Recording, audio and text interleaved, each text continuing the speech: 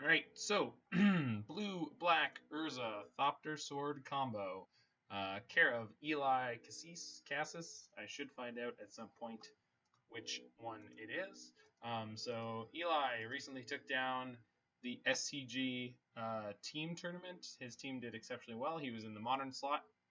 And he was playing this blue-black Thopter Sword build. It's got a few key differences from most of the other builds we've been playing. I've been playing. Other people have been playing that are worth talking about. He does have an article on face-to-facegames.com, which I will link in the YouTube video after the fact. But let's just talk through some of the things. So one, the land count is really high. For most of the Urza decks, the highest I've ever seen is 22, with the average being 20-21. This is 24. It's playing 2 copies of Field of Ruin. So Field of Ruin is in here to destroy non-basic lands opponents control. It's very, very useful against a lot of junk in the modern format and can help diffuse a deck like Amulet Titan from going off in a powerful linear way. And then other than that, this fuels having 3 copies of Mystic Sanctuary here, as well as 1, 2, 3, 4, 5, 6, 7, 8, 9, 10 blue fetches. High number of islands, swamps. The Sunken Hollow I talked about before is a recent piece of technology that you can fetch out. So, and then other than that, you'll look at our density of 0 drop artifacts is probably about as low as you can possibly get it in an Urza shell. It's only 4 Mishra's Bauble, which means we're not going for early Emeries, but beyond that, we're not even playing Emery. So, this is a lot more like the blue-black Thopter Sword decks that we played. That I played from near a year ago, before Urza was printed. But we are playing Urza, we are playing Thopter Sword combo, but we're only playing 2 Thopter Foundries and a single Sword of the Meek. So we're very, very low on copies of the combo. 4 copies of Urza, and the way this deck is planning on playing out is to play a powerful disruptive plan with 3 Fatal Push, 2 Inquisition, 2 Thoughtseize. So as I was describing last night, this is a lot more main deck interaction. Specific main deck interaction of what you want to do in Modern.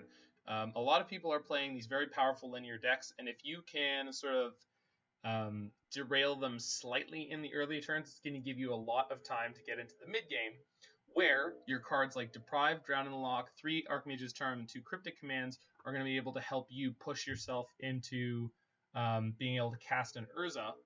And if you've been able to drop artifacts along the way, Urza makes all of those into Mox, Sapphires, so that you can have the mana to continue to hold up counter magic. Now, specifically, Deprive and Cryptic Command synergize with the Mystic Sanctuaries. In his article, he was saying Deprive was one of the cards that underperformed, so this might be suited best as a 3rd Cryptic Command. I'm going to see how I feel about playing Deprive. I think I played 1 or 2 Urza lists that had a copy of Deprive, so felt okay a lot of the time. So beyond that, it's just a blue-black Urza shell, but with these significant tweaks to the list. Main deck, we have a couple of silver bullets for playing Nihil Spellbomb and Pithing Needle. So we can fetch those out with 3 Whir of Inventions. And Whir of Invention can also be put back on top with Mystic Sanctuary, so we can burn Whirs early in order to get the silver bullets if we need them, and then rebuy them with Mystic Sanctuaries later on in order to get a combo piece that we need. Also, the sideboard is worth noting, so there's 1 Grafdigger's Cage, because that's a silver bullet we can fetch with Whir of Invention. Engineer Explosives as a 1-of is kind of interesting. I'm not exactly sure where we're supposed to bring that in, because if you were for it, then it's going to come through as a 0. Hold on a second. Got to answer the phone call. All right, so you just give me 1 second to finish up. Okay. So you can get Engineered Explosives with a Whir of Invention, but then it comes in as a 0, so I'm not sure how useful that'll be. And then some of the cards that we haven't seen as often in modern sideboards, we've got 3 copies of Ceremonious Rejection. We've got 3 copies of Ceremonious Rejection. We've got 2 copies of Aether Gust. So this can counter a Primeval Titan, even one that's been cast with Cavern of Souls, as well as can deal with red and green permanents. Then we've got Torrential Gearhulk, which I assume is for control matchups where we just want to kind of go over the top of something they're not expecting. Dead of Winter is a decent little board wipe. Hero's Downfall can kill Planeswalkers. Kalitas, Trader of Get, definitely kind of A+ against things like Dredge, but could also be good against aggressive creature decks. It has lifelink, so bringing it in against Burn is not the worst idea in the world. Battle at the Bridge is one of my favorite cards to bring against Burn, so I have a historically terrible Burn matchup myself as a human being. Pretty much no matter what deck I play, I have real problems there. Battle at the Bridge has been one of the cards that has led to my highest win rate against Burn decks. Is just being able to play a deck that leverages this and gains 5 to 6 life in a turn is just really great. So we're going to hop into a league. We were slightly interrupted there by my good friend Roy the Boy Pasarath, who's always coming around to offer his insight and wonderful opinions. So this is the Eli Kasis. Do you know? This is the most helpful thing you could ever do for me. I think it's Eli Kasis. I think it's Kasis too. I'm very sure that it's Kasis. I'm not sure if it's Eli. Is it Eli? It might be. I don't know. No, I think it's Eli. Eli is the part I'm confident about. Okay. Well, that makes one complete name. Yes, I think we got there. I think we found a name. So yeah, this is his. And I was pointing out through the deck tech. There's 24 lands, which is like crazy high for these lists. Yeah. But it's to enable things like Field of Ruin and Mystic Sanctuary.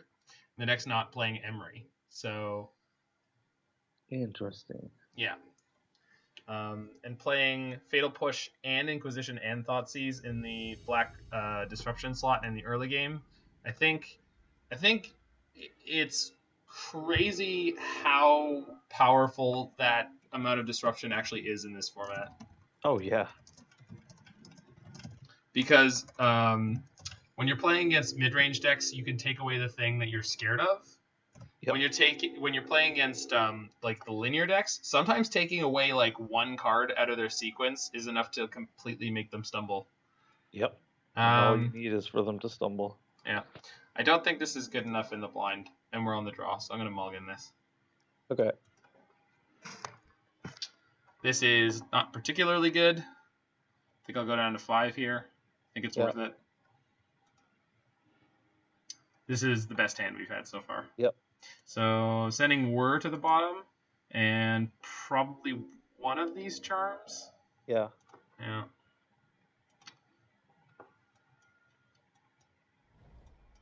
Snow-covered islands. This is a good sign. It means we're not going to lose quickly. So we'll have time to get to this Archmage's charm, hopefully. And that is an excellent draw. So go Misty Bauble. Gonna pass the turn here. Maybe, did I catch it? I did not. Okay. So, Elsewhere Flask. What in the hell? When it enters the battlefield, draw a card. Sacrifice it, choose a basic land type. Each land you control becomes that type till end. Okay. So it's just a cantripping rock. Neat. Interesting. It's not even a rock, though. No, I mean, not like a mana rock, just like... Yeah, it just sits there, yeah. Yeah. It's just a blank artifact. What would we call it? Relic in homage to Darksteel Relic? I would just call it an artifact.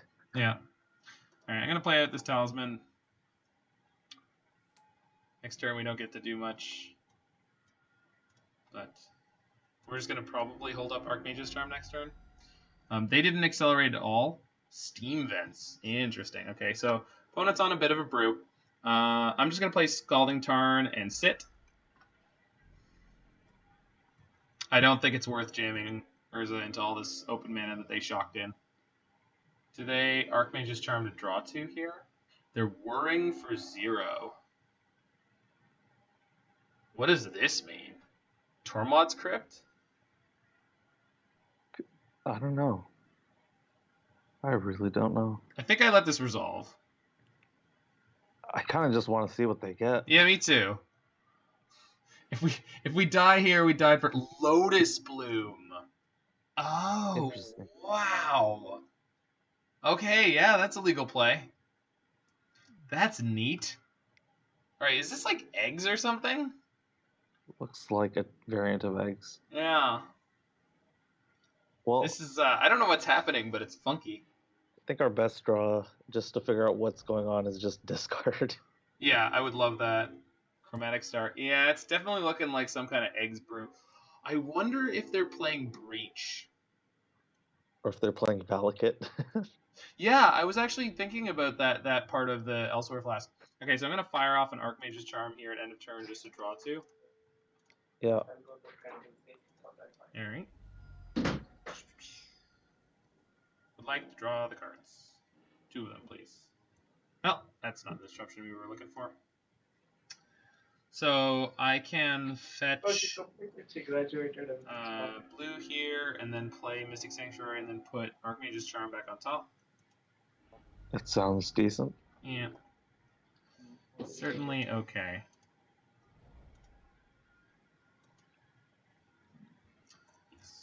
Okay. I'm going to pass it over to them. Play Blood Moon. It's definitely possible. They have a Ghost Quarter out, so they're definitely prepared for Titan. They have a lot of permanents in play. Good lord. Yeah, they do. They're so wide. If they play an Urza, they're going to have infinite mana. Clonk. Oh, yeah. You putting Whir on top there, bud? Yeah. I'll talk to you tomorrow. They are indeed putting Whir on top. Well, nothing I can do about that.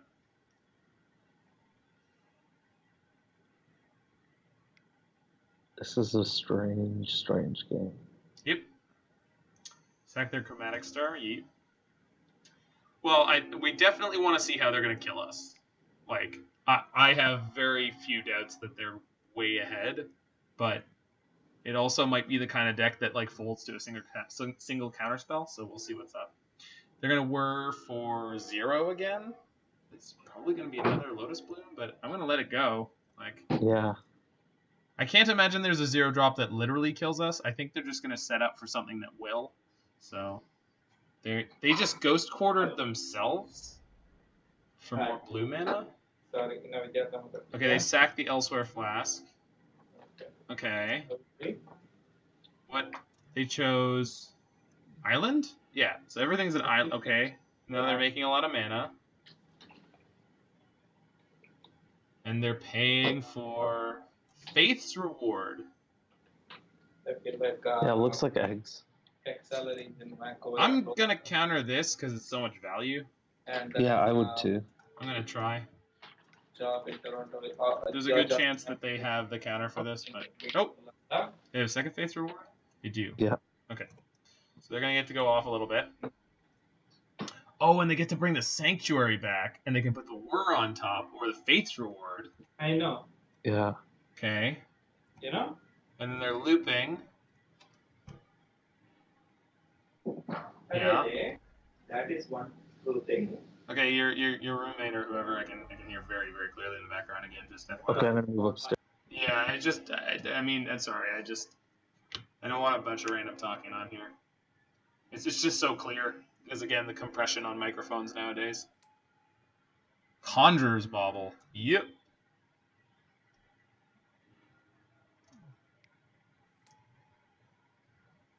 Chromatic Sphere, yeah.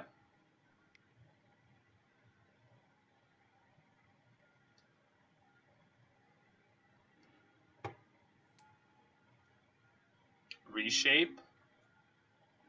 Reshape for 0. They get a Lotus Bloom that lets them keep going off. It's not counting Storm, though, so I'm wondering... Okay, they have Faith's Reward. They get 1,000,000 permanents back. They get to put the Faith's Reward back on top. Elsewhere Flask to draw it again, so they've got another Faith's Reward in the bank.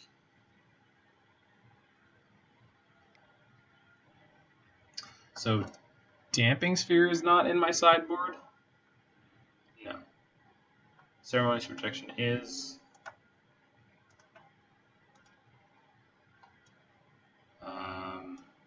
Ashiok seems good. Engineer Explosives is probably great.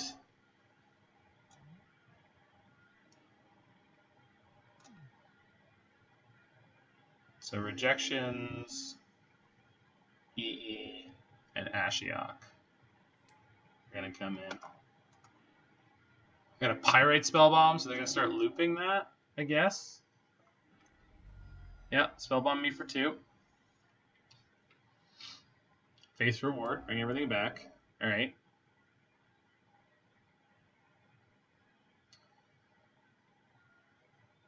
So now they have a deterministic loop. They use Conjurer's Bauble to keep putting things on the bottom.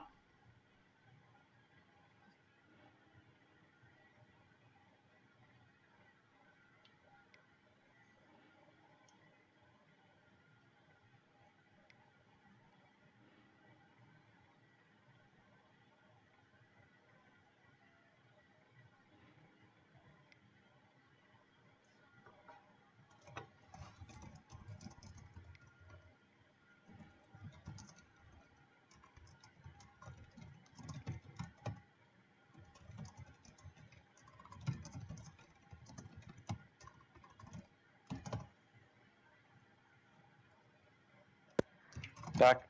Cool. Looks like nothing's changed. No, I died. How? Okay, so what they Pyrite do... Spellbomb in there and something? Yeah. You missed the section where they had a Pyrite Spellbomb looping. So they can between Pyrite Spellbomb, Ghost Quartering their own Mystic Sanctuary, the Lotuses, and cards entering and drawing them a card. They can. It's a pretty complicated loop, but they have a deterministic kill. I'm assuming you scoop just because of quality of life. Yeah, I'm not gonna burn their clock. I'm not in this for that. Yeah. Okay. I'm not playing Magic for that. Fair. Okay, I think Ceremonious Rejection is coming in here. Yep. It's just a sort of resource efficient way to trade with them. Don't think I want Deprive.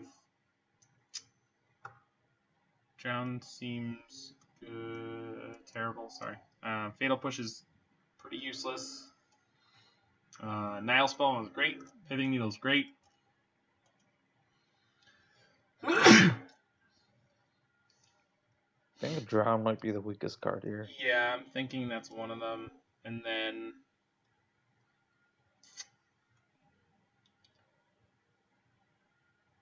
Cryptic? Yeah, that's what I was thinking too. It's just so chonky. Yeah. You died on your 4th turn? 4th or 5th. We can go up and look at what turn it was. Turn 4. I think that was their turn 5. Yeah. Yeah, okay. Yeah. Alright, cool. I think I haven't missed anything important off the sideboard, so I think we're good to go. You have surprisingly little grave hate for...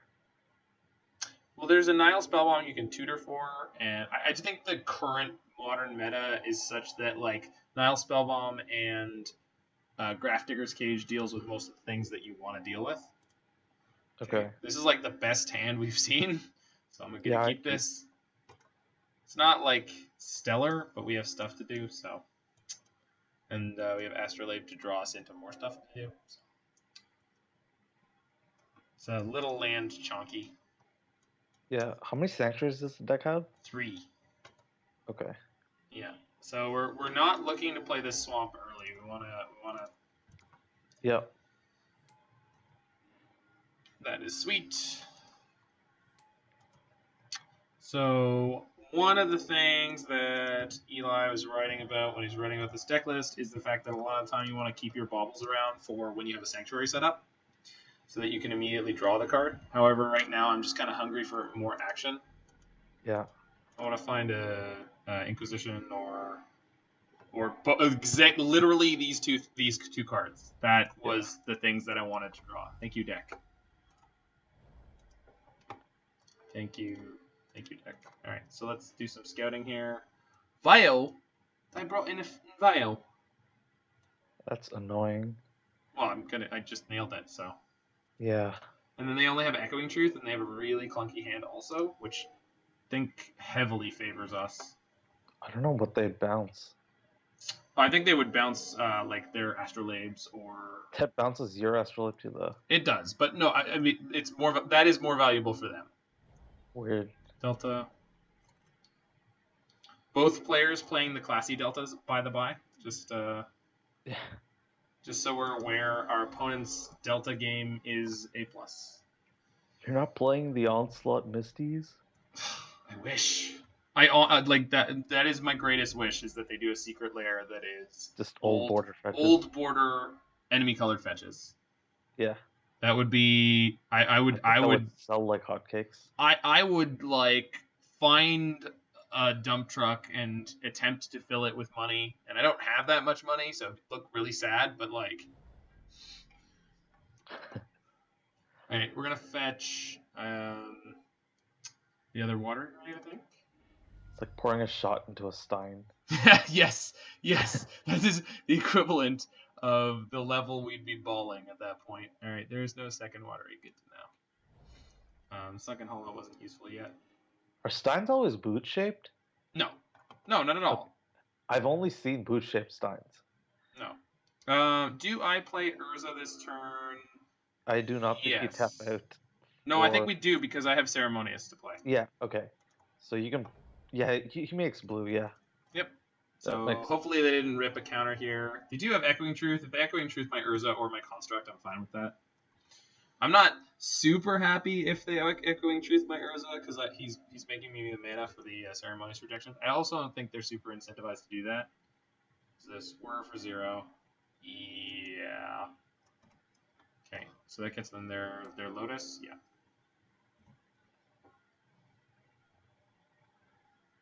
Do you have a Disdainful Stroke in the sideboard?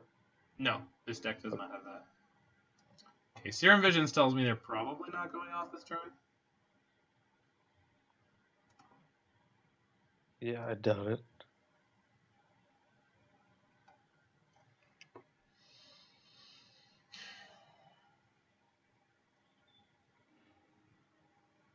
I think they're still kind of glutted on lands in their hand, too. Yeah, when we last checked, they had, 5 lands in hand? Yeah, and they've played out 2 since then. So they can play a third one. But they've also drawn a Whir, and they drew a Serum Visions. So they've had some pretty good draw steps. Yeah, Serum Visions is a good draw. I think I'm just going to jam this. The more I can do to sort of mess with their velocity, the better. Yeah, I can't disagree. That's perfect.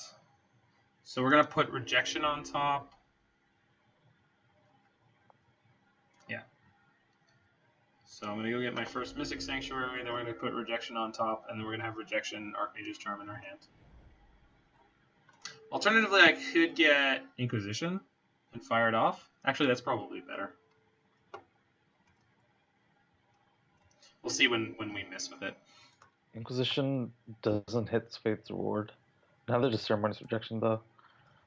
Faith's Reward costs 3. It costs 3? Yes. I thought it was 3 and a white. Shit. I think it's 2 and a white, unless I was reading it wrong last game. Something. I'll be right back. Yeah. Maybe I was wrong. Where's my good friend Skyfall?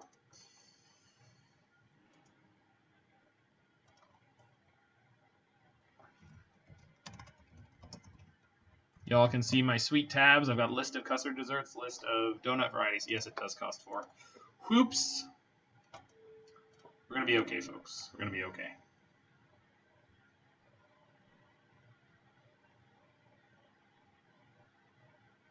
Hopefully they didn't draw another Veil. They did not. Chromatic Sphere or Echoing Truth. I think I'm going to take the Sphere.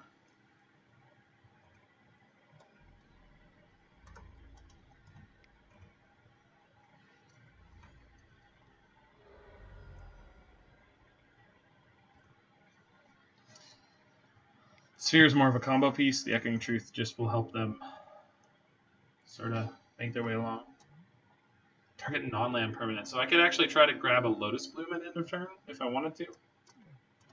I don't currently have any way to... Oof. I don't have any way to... What do I want to say?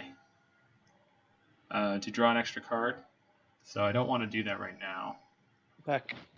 Yo. So we got new internet, which is what the kerfuffle was about. Uh-huh.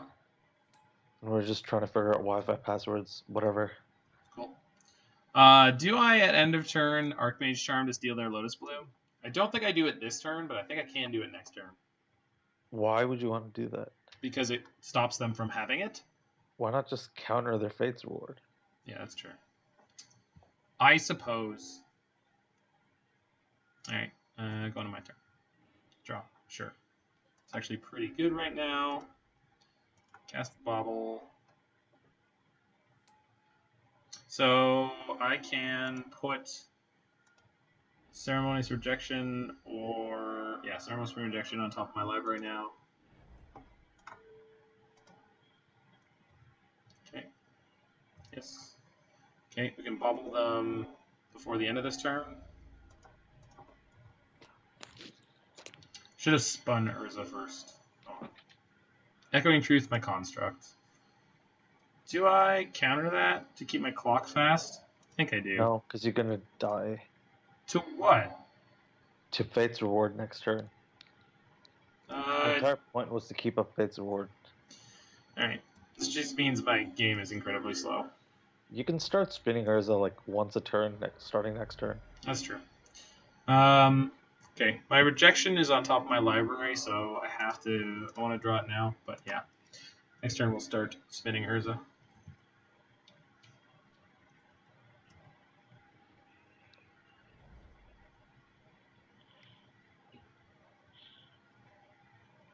So their last card is Chromatic Star. That's fine. Probably should have countered that. Yeah, I definitely should have countered that. It's going to be okay. Okay.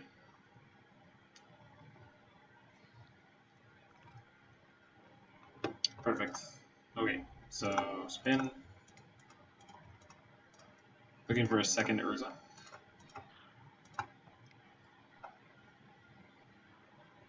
Astrolabe. I'll take it.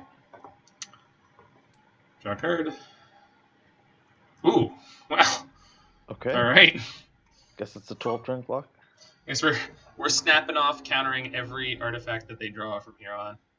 Yeah. Well, one more. No, I guess Urza's...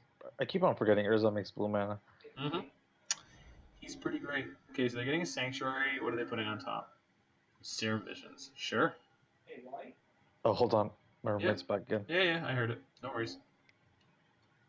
Serum Visions, sure.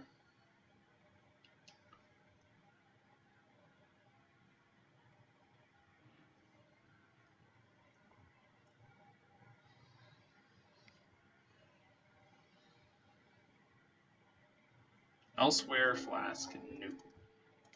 Denied. That was roommate number 2. Oh, so many roommates. I have 2. One of them is my landlord. Roy, you're so popular. Yes. That is exactly why I purposely got 2 roommates. Conjurer's Bauble. You want to put Whir on the bottom of your library and draw a card. That's fine. Enjoy. Enjoy your card. You GQ your own Mystic Sanctuary, sure. I'm guessing Bauble is for the Pirate Spellbomb? Yeah, I mean, it's just so that if they get kind of clunked up a bit, that they can get out of it. Another Elsewhere Flask. Let's reject that. Revoked. Cool. Oh, and then they're trying to go off. That is definitely what we're countering. Yeah, dog. Question is, am I getting my last Sanctuary to put anything on top right now? I think I will. What do you want to put on top, though? It's a rejection. No. They're on 0 cards in hand. It's just they have a lot of eggs. Is there an Archmage's Charm there? No, I wish. That would be Okay. considerably better. Cool. Counter. Blue. Got him. And they're on like 0 permanents now. Yeah.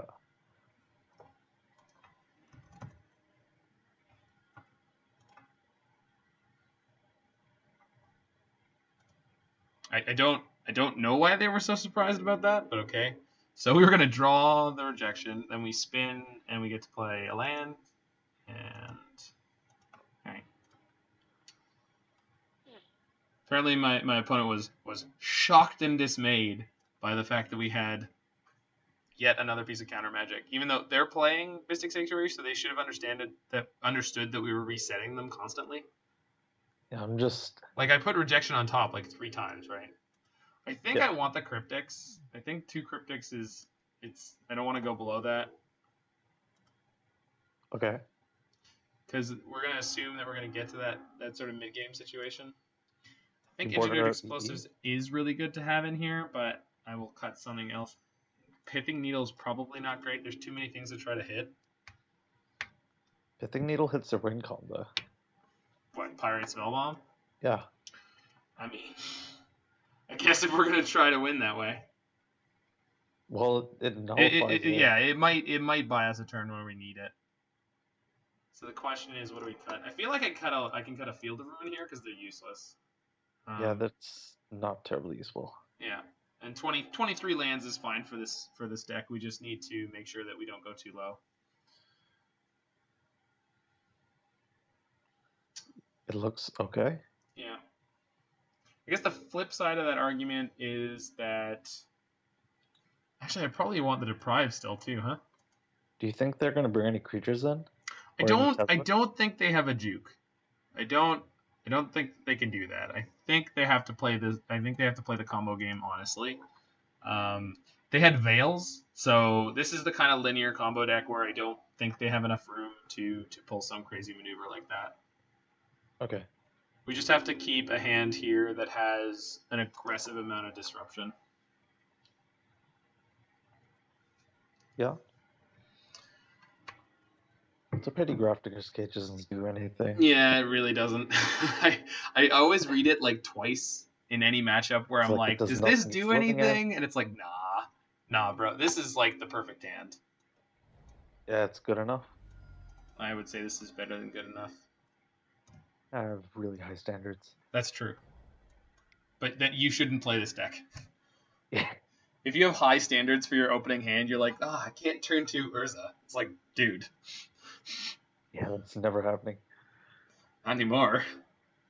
Lotus Bloom entered the Exile Zone. Wow, I've never seen them do this before. All right, they're down to 5 cards. Pretty incentivized to just fire off Thoughtseize here. Yeah, I think so. Yeah. Just do they have multiple 6? No, they have the bloom in Exile. So they just okay. Okay. But they don't have any more land. So these Whirs are dead for now.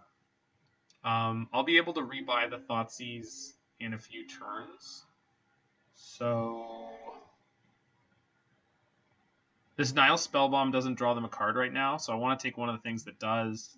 And the best one that does that is Chromatic Star, because they can sack it to something else. Cool. I think that's correct. I'm also going to play this Bauble. I would like to know what they're going to draw, because I want to know if I have to play around Counter Magic or Veil of Summer. Obviously, they don't have the colors for Veil of Summer, but they're going to. What just got added? Okay, they drew Snow-Covered Island. Cool. Okay. So they get Spellbomb, and they get Sphere. Okay. Okie dokie.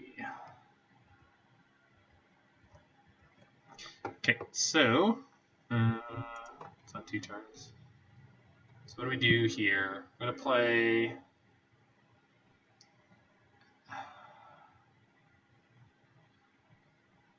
It's either Astrolabe and EE on 1, or I think it's just Talisman. I could play Talisman and then play EE on 1. Is 1 what we care about? So the reason that I want to do it is because then I stop them from having so many artifacts in play. Okay. I guess the alternative is that we could hold it for when they were for 0 and they get their Lotus. Also when their Lotus comes in. Yeah. That is something I considered. I just don't know enough about this deck. Neither do I. To cast the EE. Yeah, that's fair. That's fair. We'll just pass it here.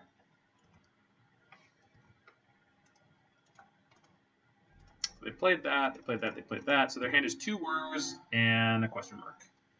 And they didn't draw the 3rd blue source, which is excellent for us, and this Inquisition is even better.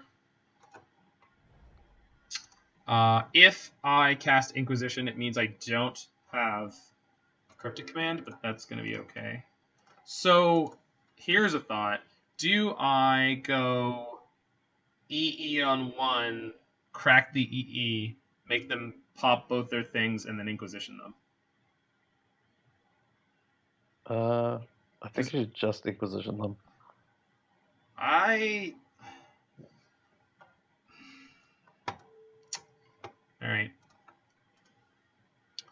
If we're gonna do that, I think I Astrolabe first, I guess. Like you can still EE afterwards, right?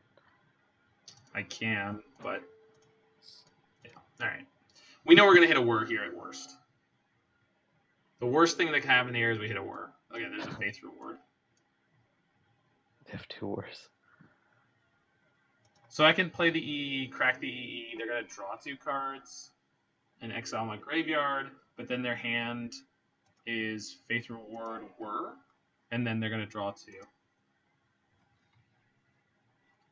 They also have the Lotus that's coming in.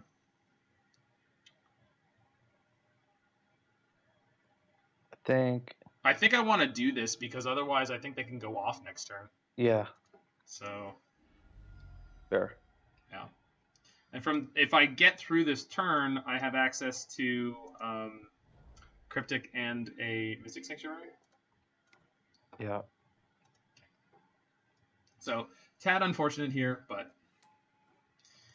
this is how she be, and I'm glad that I am at least diffusing their Faith Reward turn here. Yep. So I lose my Inquisition and the Thoughtseize that are in my graveyard, but I'm going to have Cryptic Command up from here on out. So they've got access to a whack load of mana and a Whir. Or sorry, they've got 3 mana. They've got their Whir. They drew Chromatic Star. So they still have the Whir and the Face Reward. They got the Pyrite Spellbomb. Oh no. Okay, so their hand is Whir and Face Reward. Good. We can play ball with this. Okay, so we're gonna do that. Gonna do this. Watching Eggs play is so fucking boring. Hey, I'm not gonna fire that off right now because it means I don't have Cryptic. Yeah, I think we just Cryptic their Fate's Reward. That's the plan. Oh, I quote-unquote finished my little article about Cryptic Command. Oh, sweet. I'm looking forward to reading it. Yeah. Do I? No. Okay. So on this turn, what we're going to do is go Thoughtseize, rebuy, and then Astrolabe to draw it again. So this might incentivize them to Whir in response, I guess. Although I can't imagine a world in which I would take the Whir over the Faith's Reward at this point. I personally would just wait. Does it matter what you take? I don't. Whir's an instant, right? Faith's Yeah. Reward. Oh, Faith's Reward's an instant. Faith's Reward's an instant too, but they can actually do something with Whir this turn. Yeah. All right. Okay, we're gonna take Whir. That actually does make sense. I'm gonna Flooded Strand here.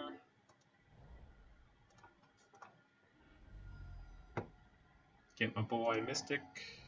Throw that Thoughtseize on top. Thoughtseize. 8+ Magicka. Play the Arcum's Astrolabe. I am not going to Thoughtseize them here. I could, but I'm not going to. And the reason why is they could respond by drawing 2 cards and casting the Face Reward. Yeah, and end up on top. Yep. Yeah. Next turn, however, we could Thoughtseize them and then counter and draw. I don't think we have to, but it would free us up a little bit. Are we gonna draw a card? I thought we were just gonna bounce Sanctuary. Oh, that's true. Yeah, I can Cryptic Loop. Well, I guess that's off the plan now. Hmm? Why? Because they're gonna go Court of the Sanctuary if you target it. That's true. Hey, look, we found our Whir. Sweet. I think that's gonna get us Nihil Spellbomb. You can still Thoughtseize. I can. Do I do it? Yeah, let's force some action here. We're more ready for it than they are. And if they actually throw all their stuff into their bin and then they face reward, we can whir for the bomb and blow them out. Yeah. And it doesn't matter what they draw next turn because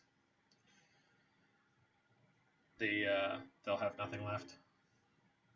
Can you feel it, Talisman of opponent? Dominance. Me too. Can you feel Pretty it, sweet. opponent? Can you feel the jaws closing in?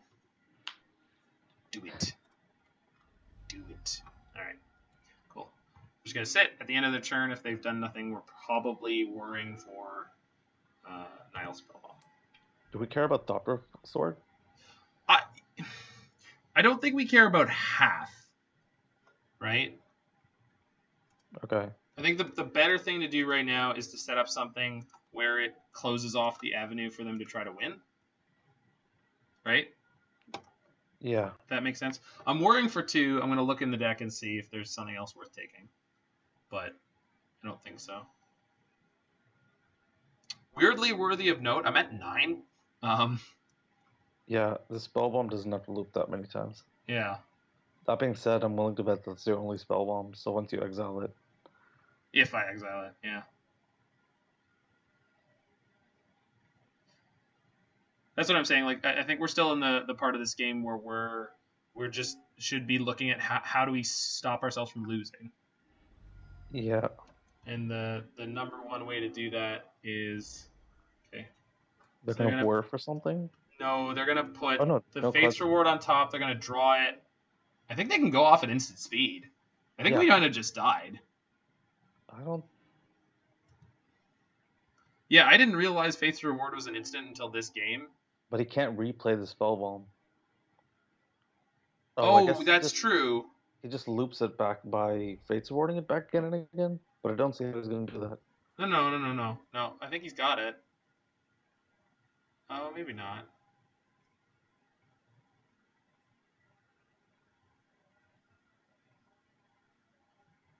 No, they should have it here. How? Unless I'm misunderstanding something. I just don't understand what it is right now. Killing me. They should be able to kill me here. How? So they have the face reward in their hand. Yeah, they're going to cast Sure. it. It pops everything back out. Okay. Boom. Including the Mystic Sanctuary. Puts the Faith Reward back on top. They can use any of the things that they drew, or they pop back out to draw it. They can crack the Lotus Bloom again. We should be dead here. I cannot believe we just lost to that at instant speed at their end step. Oh boy. Yeah, I mean it must be a pretty decent combo deck. I've never seen it before. Yeah, that really. Mystic Sanctuary enabling all sorts of nonsense. Not that our deck is not one of those decks, but I think they're actually going up on cards here. Yeah. Because Yeah, they have 2 rocks in the yard. 2. Yeah, they've got another Lotus Bloom now. I'm scooping out of this. They got it. They got it. Oh. That's unfortunate. Yeah, and we could have been okay there. Yeah, I didn't realize how close to death we were, like that it was instantaneous and they could go off at instant speed like that. I mean, I said it earlier when I said that it was an instant, like I was saying they could go off at instant speed, but I didn't really believe it. Yeah, Fate's Reward.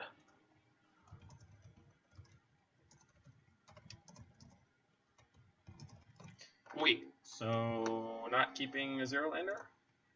Yep. Is much better. What am I bottoming here? Sunken Hollow. I guess? Yeah. I kind of want to bottom Thopter Foundry or Pithing Needle, but... Okay. Why would you bottom Thopter Foundry? Because comboing quickly is not the name of the game for this deck most of the time. Okay. Because the Sunken Hollow is going to come and tap. Unless Sure. you play it on turn 3. But I can play it on turn 2. You could. Yeah. Yeah. Yeah. Because I can go Watery Grave, play it on turn 2 and have fatal push up? I guess. Yeah. I think this is the way to play this deck. I think. If I had to guess.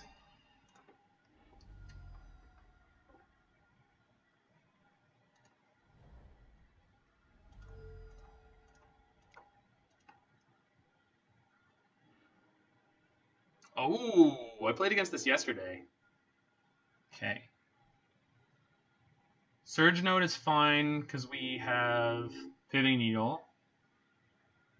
But I would rather Pithing Needle Karn, Great Creator. So we're going to take Surge Node here. I'm just looking these cards up. Yep. So this is the Mystic Forge all colorless combo deck. And that's a great draw. So what they do is using Surge Node and Coretapper, they can manipulate the counters on things like Chalice of the Void. Yeah. But more importantly, which if they Chalice on 1 here, I might have made a goof.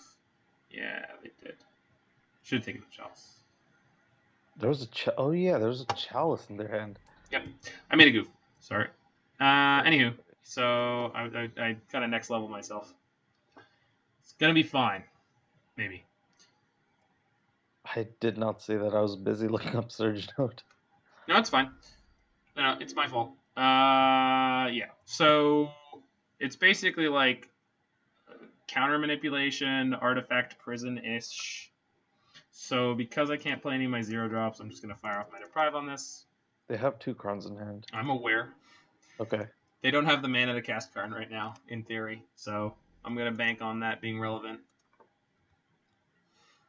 I'm aware of their Karns. I'm hoping I draw some other way out of them, like that.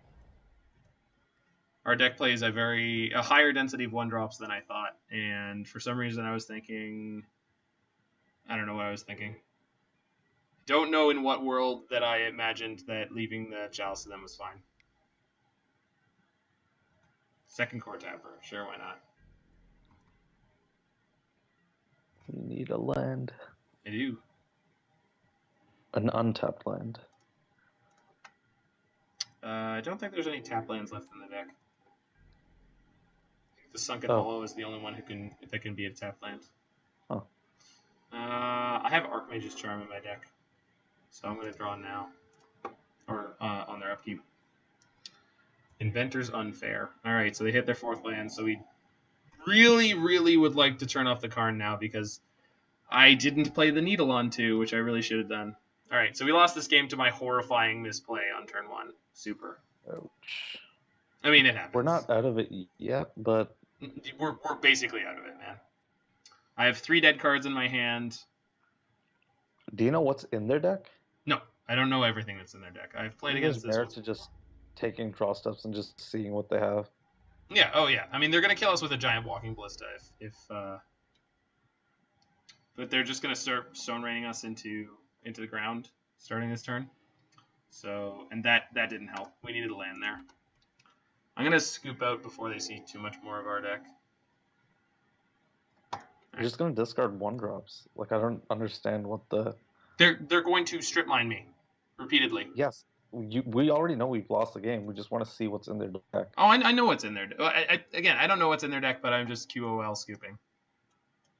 Okay. I don't feel like playing that game anymore where I made such a horrifying misplay. Yep. Yeah. I goofed. I lost the entire game on turn 1, which was utterly preventable, but I talked myself into the wrong line. Okay, so it's kind of same sideboarding plan that we did before. A trim on fatal pushes. Yeah, for sure. Do you want to bring in downfall? Kind of. Yeah, seems like an okay board. I also kind of want to bring in Ashiok, but They don't search. yeah. From what I've seen, unless you know something that they search with. No, I don't think so. Okay. Nihil Spellbomb, also not great then. Pithing Needle is good. This is all I think okay. Drown of Walk is not so great. Yeah. Yeah, because they're not filling out their graveyard at any particular place. All right, we're going to go with this. Let's try to not horribly punt it. Yeah.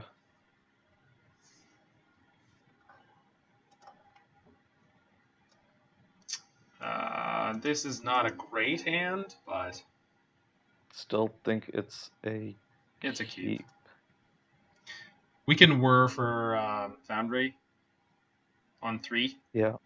Which will get us full combo. So not with the current lands. We need to draw a different land. You need a 2 tap Mystic land. Sanctuaries. Yeah. You need an untap land. Sorry. Yeah, I know what you meant.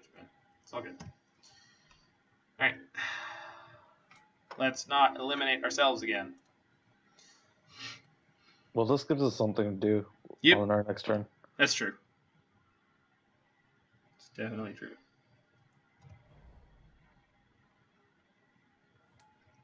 Yeah, so Astral Cornucopia is another example of a thing that they use Surge Node with. So that's an untapped land. So do I play Sword this turn, and then on turn 3 I can whir for the Foundry? How are you going to whir for the Foundry? I have Astrolabe. Yeah, but then the land doesn't come in untapped. My Snow-Covered Swamp does. Don't you need it? What I'm saying is, so the Swamp comes in untapped, but if you tap the Astrolabe, you can't convoke or yeah. That is correct. All right, well, we'll see what happens.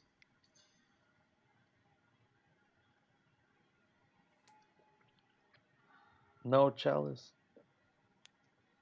On 1. Yeah. I think I'm going to play my Snow-Covered Swamp, and I think I'm going to sit. Because I can Pithing Needle if they play Karn. That I can do.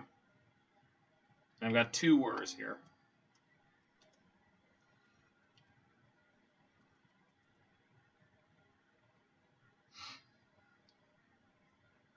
If they don't do anything this turn, I could also whir for EE on 0. Yeah.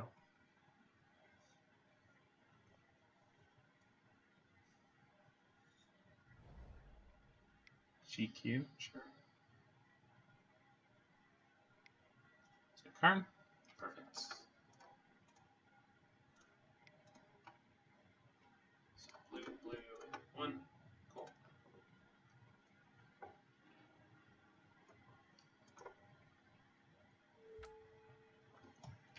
Karn. Which Karn should I pick? The Great Creator. TGC, baby. Now we can whir for Thopter Foundry next turn. Although it doesn't do anything right now, so maybe not. No, I would not do that. Now I might. Yeah. I think I'd play Astrolabe. You can't cast Downfall if you do that. I'm aware of that. Unless I draw an untapped land. You're just going to gamble on that? Yeah, well, I mean, so they've already played a Karn. I have Pithing Needle on Karn. So that is by far the most threatening thing they can do right now. So I think I just play the Astrolabe, draw a card, take a shot at something better. That's fine. We're going to play Mystic Sanctuary and pass the turn.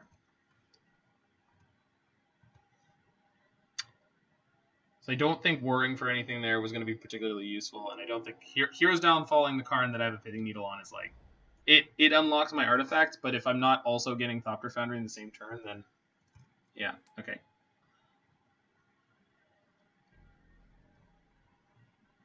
So that only gets them 1 mana per turn right now, so having Cryptic Command up is great.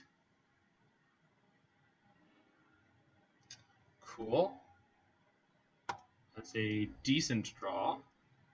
Because that does something. Yep, so we're going to pass the turn. Because I can't field and Cryptic right now. No. So we're going to let them take draw step. Hopefully they don't pick up a... What's it called? My brain. Mystic Forge? No. Urza's Tower. Oh, I see. Expedition map for free. So that's their Urza's tower. That's fine, because if they spend the 2 mana to go search for it, we can kill the mine in response. Yeah. Because then they'll have 4 or 5 mana left afterwards.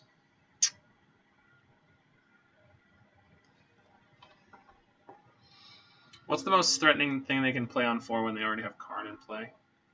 Mystic Forge. Yeah. But with only an Everflowing Chalice to go off with, I don't think it's that scary. Maybe it's that mirror? Mirror? Yeah. They have a mirror in their deck. Coretapper? Yeah, that one. I guess it's okay. But it's summoning 6, so it's not that bad. Well, I'm worried about them putting counters on this Cornucopia.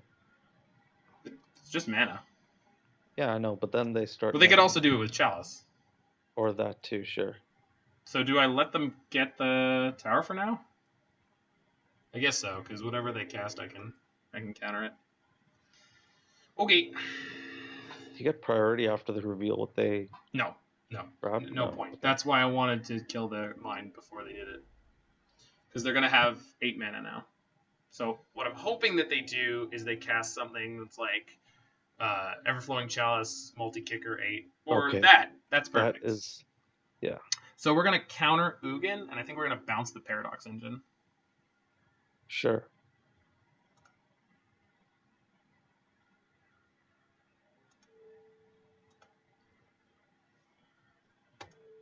This is the maximum tempo gain. And then on next turn, we take them off of their Tron. So this is how I won the previous match that I played against this deck, was I just made it impossible for them to like start going off like this. What are you doing? If that is the, was it Warping Whale? That only counters sorceries. Yeah, I think they have it in hand then. You think? I don't think we play any sorceries, so I think we're in the clear on that. That is a lot of Mystic Sanctuaries. Field first? Yeah. They searched for towers, but does it matter if I take out tower or mine? You take out the one that doesn't tap for 3. That doesn't tap for 3? Yes. Okay, I believe you. So the rationale behind it is, now they need to summon Tron again, they need to spend mana searching for the one that produces 2, so they don't gain as much mana. Yes, I understand. Okay, if I Sanctuary Cryptic on top of my deck right now, then I can't Whir. You're probably not worrying for anything anyways. Karn is on the board. Yeah. So they're going to play Paradox Engine this turn and hopefully do nothing else, I guess is my dream. Paradox Engine costs 5 to cast? Yeah. So they only have 1 left over. 1, 2, 3, 4, 5, 6. No, they'll have 2 left over. No, 1. So if they cast Paradox Engine, if they have a land drop, they'll have 2. If they ripped their Tron completion, then we might be in some troubles. No, just looks like Paradox Engine. Mystic Forge. Well, that's better for them. Yes.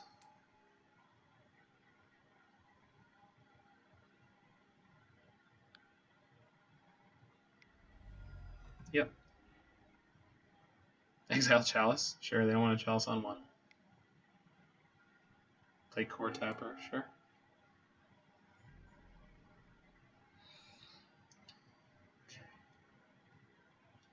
They can sack it to put 2 counters on something, right? Yes. Want to pick up this Cryptic? Cool.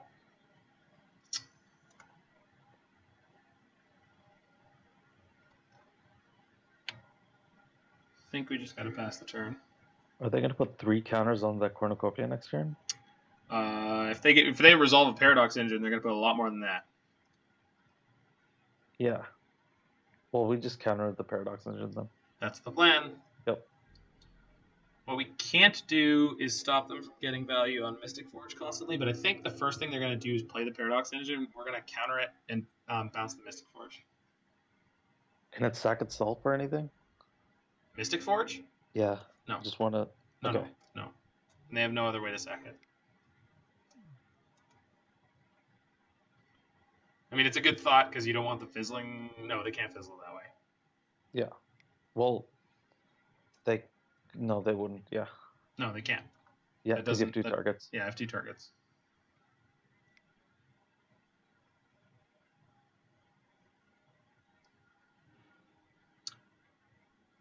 Oh, they're going all in on this Chalice. So if I can EE for 0, it'll take them down. A lot of resources. Yep. 6. Another Ugin. So we do not counter that because we can just downfall it this time. I guess? Can it exile any of our stuff? No. And it's only destroy. And it's only colored. Oh, okay, yeah. Then we're fine. Yeah, we are. Mix Doesn't 2/2, which is Feel... annoying. Yeah, it doesn't feel great to let it resolve, but alright, fine. We'll probably counter the Paradox Engine Map and for free. bounce. Oh, they're going off the top of their library, dude. Okay. All they got is a map out of it. No, but the map gets them the Tron piece. I think letting the Ugin resolve was a mistake. I do not think so. No, it's making all their stuff cheaper. They just played like 4 cards off the top of their deck for free, almost. If you countered Ugin, they can resolve their Paradox Engine. Yeah, Isn't that what we're worried about? kind of, but look at what they're doing because we let that happen. EE on 0 is still pretty good. Yeah, it's okay. I think the other thing that I should be thinking about is the fact that we can Heroes Downfall Karn to unlock our artifacts, and then if we draw an Urza, we can go off. You can have a second Karn. Oh, he's playing it off the top of his library. Yes. Yeah, makes sense. Just clearing the top. Chalice, yeah. I guess this EE on 0 is looking more and more ridiculous. Yep. Jesus, though. Like, this is... There's just going to be way too much to think about very quickly. Well, this turn we're just going to downfall the Ugin and Whir for Engine? No, because they're going to still play the that? Paradox Engine, dude. I still have to counter that. Oh, they're still going to... Yeah, I guess there's still that. Yeah, so, like, when they played the Ugin, right? Like, they set themselves up to go off after that, even worse. So I still have to counter this. Yes. But... Do I bounce something? I would rather just draw a card. I guess so. I guess if we draw Urza, we can just win on the spot. Yeah. I think I have enough mana to do that. And we were just like one off in a bunch of places.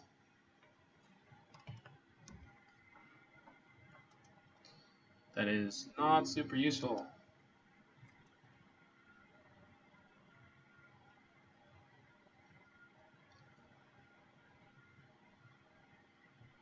Ugin and Mystic Forge is just so terrifying, man. It's terrifying, but I don't think we're winning a game where we counter that and let the Paradox Engine resolve. No, but they didn't. I don't think they had enough mana to cast the Paradox Engine afterwards. Are you sure? I'm like 90% sure. I'm not actually sure. I would have to go back and look. But the way they sequenced it out at that moment, I'm pretty sure they didn't. Okay, so Whir for 0 is definitely...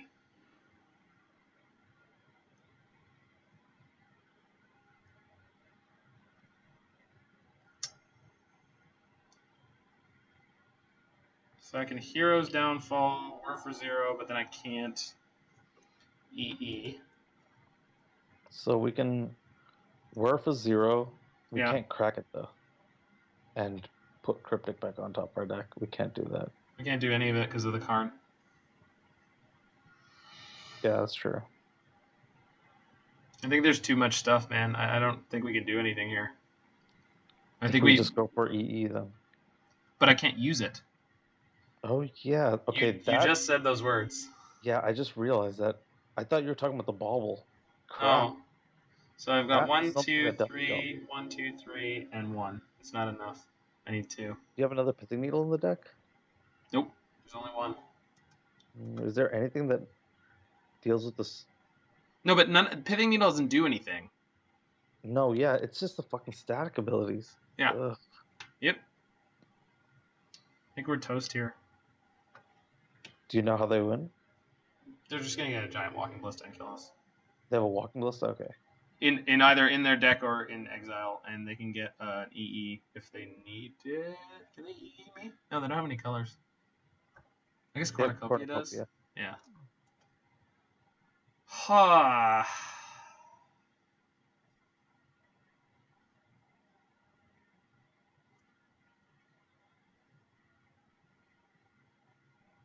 There's like no way to do this, right?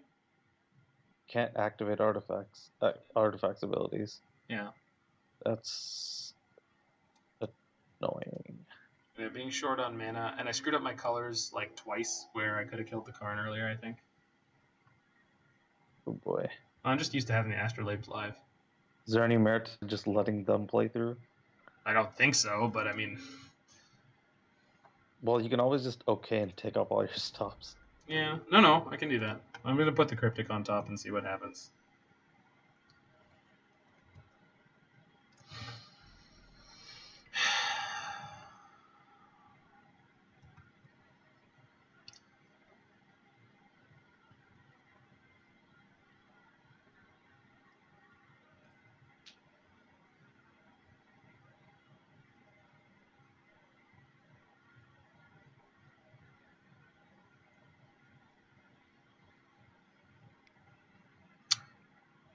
I have no one to blame but myself for game 1, so... Well, the other thing is... They might just only have one walking ballista. Usually they have one in the sideboard. And since they can't activate Karn right now, I'm not 100% sure what they can do. I'm just not sure. Oh, they just Surge Noted into their Chalice. I think they just want to clear their library. Of course they do, but I'm just pointing it out. Alright, now they go infinite. This is going to take them a lot of time. Sure, but nowhere near enough. I mean, if they fail to go off here, then sure. Well, if we want to just eat maximum time, we just wait for their win con, counter it, and do whatever we want with the other mode, and then let them go off again. We don't have the Cryptic.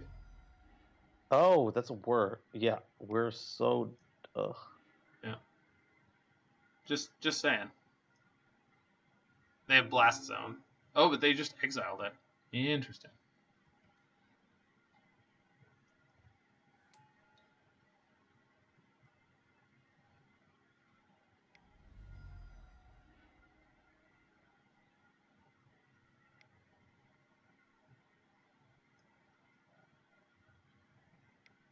Yeah, the last time I played against this deck, I beat it. But there was one turn where they pooled. It was something like 80 mana. It was really neat to watch. How did you beat it? I countered their Walking Ballista. Oh, okay. They had no way around it. Yeah. This entire time, I thought that Whir was a Cryptic. No, the Cryptic is on top of my deck right now. Yeah. Static abilities are so annoying. Yep. Oh, they've got triple Mystic Forge. So they can't whiff now. So the question is, do they have a main deck copy of their win condition? And when they cast it, I can Whir in response for the maximum amount, or in theory, cast Hero's Downfall. But the question is, can they actually kill me through that? I wonder. It's possible. Something weird happens. The Every Ruin. Still a sweet card. Yeah, it is. That ended up in my deck, the last iteration of my blue-black deck. Yeah, I got to show you the Teamer Urza deck I was working on before I streamed. Oh? Ooh. Oh. Well, they didn't get there. Alright, hold on. Hold on. Man, I can't... What? Really? They're gonna try to beat us to death. Okay, but we're gonna Whir for 0. No. So I have the Cryptic on top. I'm gonna Hero's Downfall their Karn.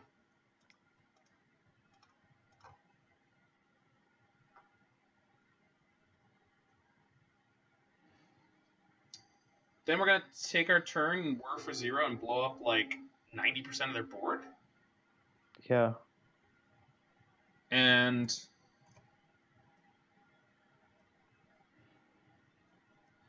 so I can't do that and have Cryptic up. Yeah, you can't crack it. I think we pass the turn here and see what happens. Yeah. Because they're through most of their cards. Yes. So the thing is, if I EE on 0, it takes away like most of their mana. But they still have Mystic Forge and like 20 mana. They still have 3 Mystic Forges, a Paradox Engine, and 20 mana, and an Ugin. So I don't think I can prevent them from getting to their win condition this turn. But if they don't cast it again and they try to kill us with these manifest tokens, that we're gonna EE those as well. Yeah. So let's see what happens. I also should have played out my Bauble. So small mistake there. Yep. I wonder if they're worried about decking. They might be. Alright, let's Whir for 0. Hello. I too can Whir. There's my EE. Crack it. Please draw your 3 cards. Triggers. Yep. 1, 2, 3. Go to our turn. That board got real small. Yeah. Archmage's Charm is Okay. great. Now I've This got is double looking good. counters. Think. Can you cast the Thoughtseize? No, you can't. No, there's a Chalice. Yeah. Oh. No, there's not a Chalice. I got rid of it. Well, the thing is, you can't hold up both counter spells. I Yeah, think. that's the reason I'm not doing it. Yeah. Because I want 2 counters here. Wait, they have an Ugin. This is the Ugin making the manifest. I think if we get to the end of the next turn, we might Cryptic bounce their Ugin.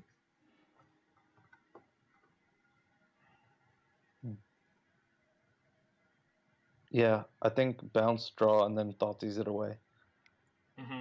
Yeah, that means I don't have to counter it twice. Yeah. Karn. I think I have to counter that. He's so annoying. Oh, I can counter that and bounce the Ugin. Yeah. Then he's gonna play the Ugin again? Counter the Ugin. Yeah.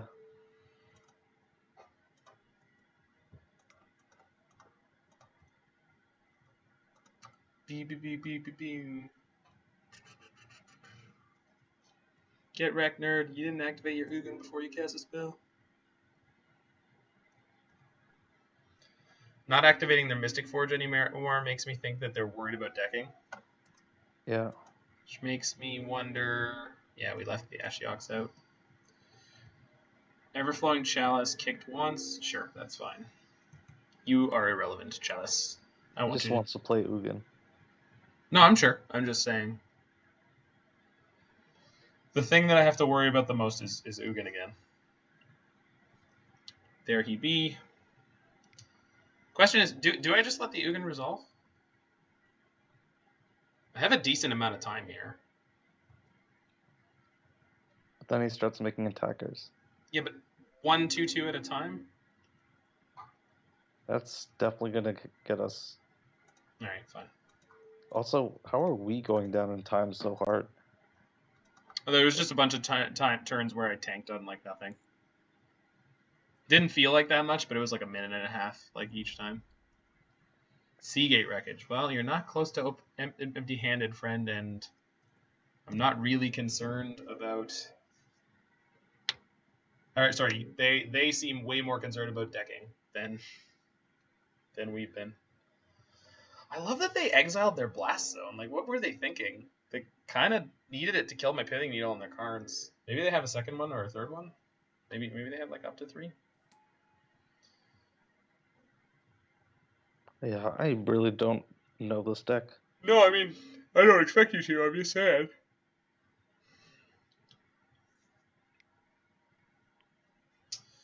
Jesus, take the wheel.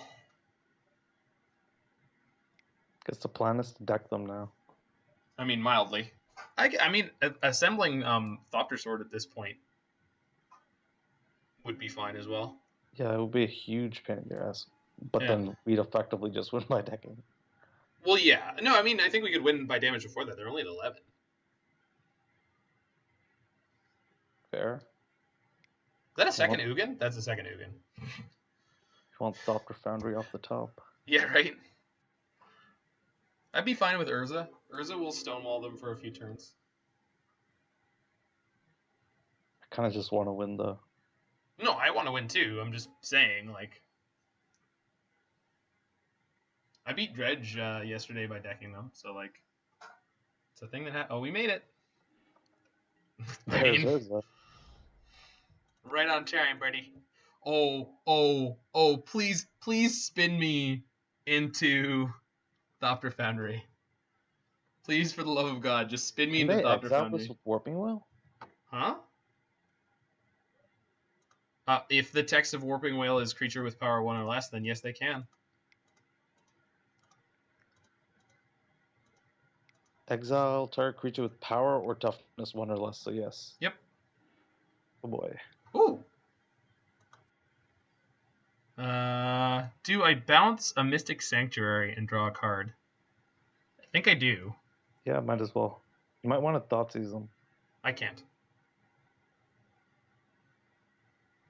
Why not? Where is it? Oh, Chalice. Yeah. It's here somewhere, right? There it is. It's far right, yeah. Yeah. I'm going to bounce my own Mystic Sanctuary. Draw a card. They tap their GQ. I keep wanting to say what GQ is, but I don't know what GQ actually stands for. General Esquire? Is that what it is? I don't know. I just made that up. Yeah.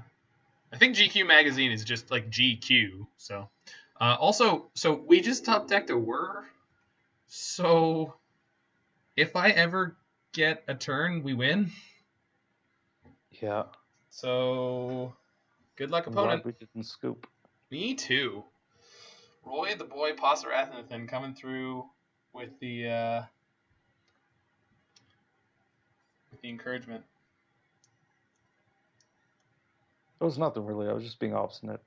Sure, but the more important part is by your obstinacy or many of the things that you choose to crap. I forgot about that.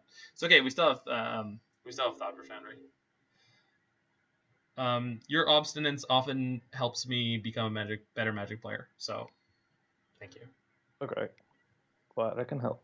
Yeah. Okay, so we're back on the decking them plan. Yeah. Well, Thopter Foundry might actually just kill them, like you pointed out. Mm-hmm. It's also a good chance it lets us crack in and kill their Ugin. I'm more annoyed about Karn. Yeah, I agree. Also, Ugin can exile Thopter Foundry, which is annoying. Hmm? Can he? No. Are you sure? Yes. He can destroy it, but he can't exile it. Sorry, yeah, destroy, yeah. Mm-hmm. But we don't need to whir until the end of their turn. So we'll be able to whir at the end of their turn. And kill their Ugin. Make 4 Thopters. And then... Huh? Yeah, 4 Thopters kills Ugin. Yeah. No, he's at 5. Yeah, but it depends. The sword's going to be on... Yes, but if they go down to 1 card in hand. Okay, since I'm going to whir, I don't want to play Sanctuary. Yeah. And just pass it back again. What a bonkers game. This always happens to me with this deck. Like when I played against the Infinite Life Heliod combo. Oh wow, yeah. And we won that one. Was a miserable game. It was something, I'll say that. Coretapper, sure. I guess they don't have a single copy of Main Deck Ballista. Are you going to attack in with... Okay. I'm going to block the Coretapper. Oh, actually, do I block the Spirit to put more cards in their hand? No, I'm going to block the Coretapper. I don't want to put more cards in their hands. Three, even one will be sufficient for cards in their hand. Because one will allow me to make enough Thopters to put their Ugin to 2, and then Ugin won't be able to blow up the Foundry.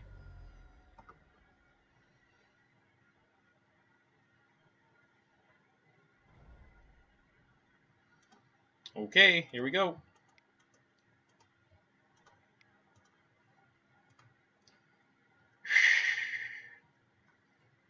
I can't wait for this card to be on Arena again. Why would it be on Arena again? Because Kaladesh isn't currently on Arena. But it's coming back. Oh, I didn't know that. They scooped. They scooped. We made it. Oh my god. All right, I'm going to hit the washroom real quick and fill up my water, and I will be back to head into Game 3. Okay. Jesus.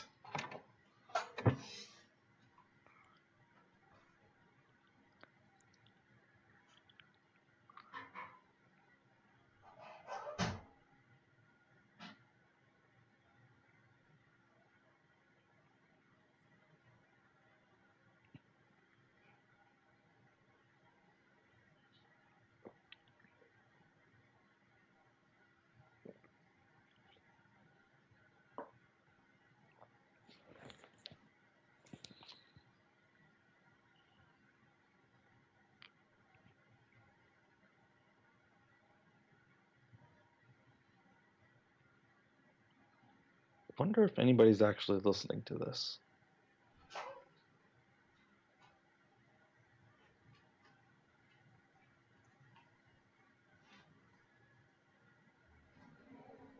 Well, in case someone is, I would like to point out that... Alrighty, so given that the mill plan seems more than real, we got to bring in the Ashiok, right? I guess. No, I'm kidding. I don't know what I'd take out, though. No.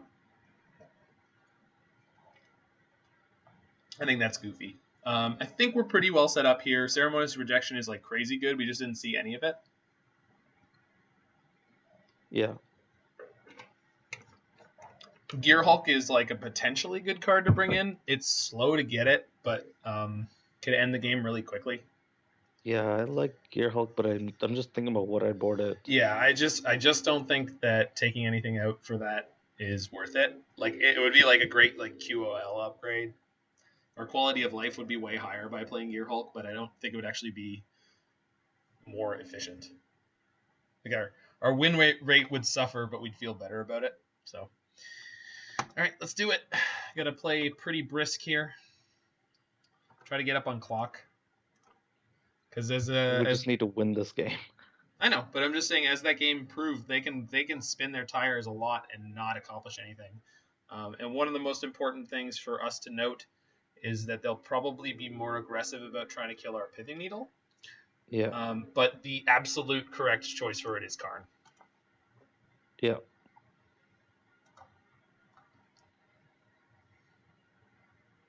Static effects. Oh my god. Yeah, right? Ugh.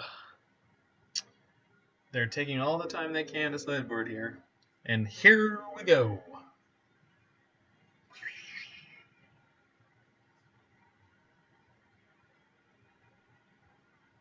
Are you still connected? I'm sure I am. Yep. Okay. No, it was just them taking their time. I thought their time would have run out as well, though. It runs out at the same time ours does. It's weird. I don't know why it waited then. Oh, it's just clunky sometimes. Good old Magic Online. Magic the Gathering's mediocrity. Magic the Gathering's premier play client. You sound different. Hmm? You sounded different for a second. Oh, I was moving something, so it probably the mic was differently positioned. Okay. Shouldn't sound too different. Nope, should be fine. No, you sound the same again. Yep. All right, friendo. I'm currently proxying a Brazen Borer in my deck. I have 3 of them if you need them. Ooh. Well, I'll see if the proxies turn out well. Yeah. Or proxy. So are you talking blue-green infect? Yep. Just really? It Yeah, costs actually, 2 and bounces anything. No, that's kind of neat. I feel like you could steal a lot of games with that, and Petty Theft is a pretty decent spell to have. That's all I really care about. No, but the Borrower actually could be really good in some matchups too. Effectively, I care about it that it's bounce an online permanent, draw a card. Mm-hmm. That's what I care about. It's not echoing truth. Yeah, certainly in most of the matchups where you'll want an effect like that, you don't need that effect to be echoing truth. Yeah, it's also just like... No, I'm saying the Vendilion... Chalice or Blood Moon in game 1. That being said, Josh keeps on thought seizing it. Well, yeah, but I mean, you play against Jund nonstop, you're going to get a very slanted idea of what cards are playable. Which is why I've got Brazen Borer in the main, just to see if I can even cast it once and see how it goes. Yep. And on the plus side, if he's thought seizing your Brazen Borer, I mean, he's not thought seizing your your infect creature. He does the same thing with Nissa too. Whenever I board her in, I have yet to cast her and have her survive more than one turn. Yeah, because it just trophies it immediately. Yeah. Well, it's like playing Tezzeret, Agent of Bolas, right? Like, if you play it in your sideboard, the kind of games you sideboard in, like, a lot of the time, it's about, like, trying to play 2 or 3 must deal with threats in a row. And those plants have killed a lot of his planeswalkers. No, I know. That's what I'm saying. Is like, but the games often where you board in cards like that are ones where you're doing a lot of 1-for-1 trading. And so, usually the thing that you board in is the one that gets hit first, because either you throw it in first, like, because it's not like it's particularly good in that matchup, it's just good in the grind. Yeah. Wonder what's taking OP so long. I don't know. Also, I assume there's a silent second P whenever people say that, because this is not original poster we're dealing with, this is opponent, and opponent has 2 Ps. Yes. So I also like calling them op, because I can pretend that I'm pronouncing both P's. Op. Up. A really hard P. Up. Oh boy. Jeez, I hope I have a pop filter. Do you? No. Pop filters are what reduce the explosiveness of one's sound emissions? Yeah, it's basically like if the air from you speaking is distorting the microphone, then you use a pop filter. The thing is that I don't speak directly into this mic, so this is me speaking directly into this mic, so I'm pointing my head down. Do you have one of those circle things around it? No. So I just use this zoom, so you can see it now on the... I do not have stream open. Okay. Well, I'll just take your word for it. Yeah. It's like a little handy cam. It's like 2.5 inches tall or so. Okay. And I use that for recording practice sessions or band performances. Yeah. And it's got a camera on the front of it, but I just use that, and I just throw it down closer to me than the webcam mic, and it's a slightly higher quality. So, strange how starting up a new hobby gets you into... I like the process where you just start learning a bunch of new crap that you just never knew before. Oh, yeah. Well, at some point I should get a Blue Yeti for this, so that it's like the sort of industry standard for streamers. Yeah. That's what I've heard. I think I've got a good radio voice, and we can up the quality of it. Get it out to all of our beautiful listeners out there in Twitchland. All right, well, looks like we're winning on timeout here, which I'll take it. I really hope that it's not just a glitch. I can't imagine that it would be. Their timer is the one running down, right? Also, yes, just if you haven't seen it before, wait, can I do it? Can I? You used to be able to type in your opponent's clock. Yeah, you can. Nah. Try typing in 00:00.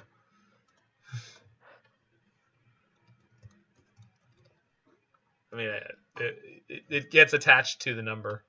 Oh, that's sad. I mean, is it? Doesn't work the way I want it to. No.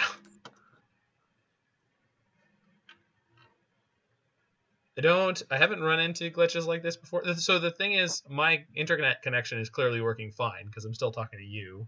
I'm still live on Twitch. So I don't think it's on my end. So the only thing I could think of doing is I guess I could disconnect from Moto. I might as well kick the client while this is happening and see what happens. No, I can't.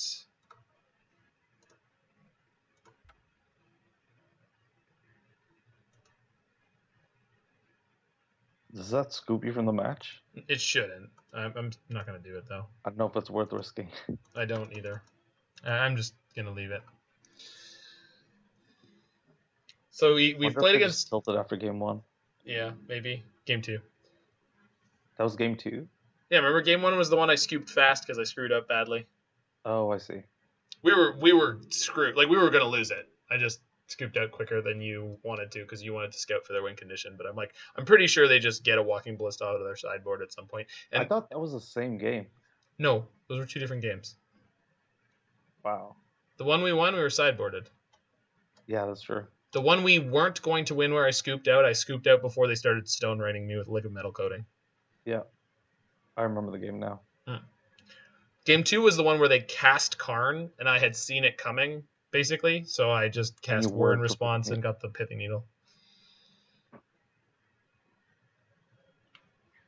I need to take off relatively soon. No, I saw. About half an hour, maybe. Yeah, you can stay through some of the next match if you want. If you want to leave before I start it, that's fine too. I do not mind either way.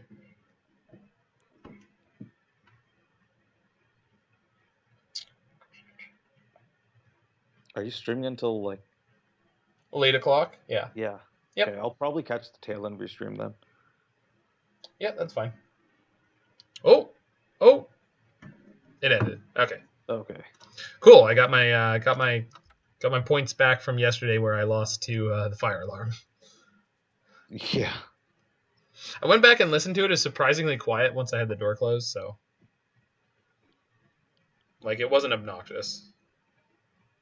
It was not something that I'd want on my stream for viewers. Neither would I. I'm just saying it wasn't as bad as I thought it was. Oh, it is 3 in a white. You can't Inquisition it. Yeah, I looked it up while we were in between. Yeah. It's from Magic 2013. I don't know why they keep on printing these garbage cards and core sets. What do you mean garbage card? It's like they printed Brought Back.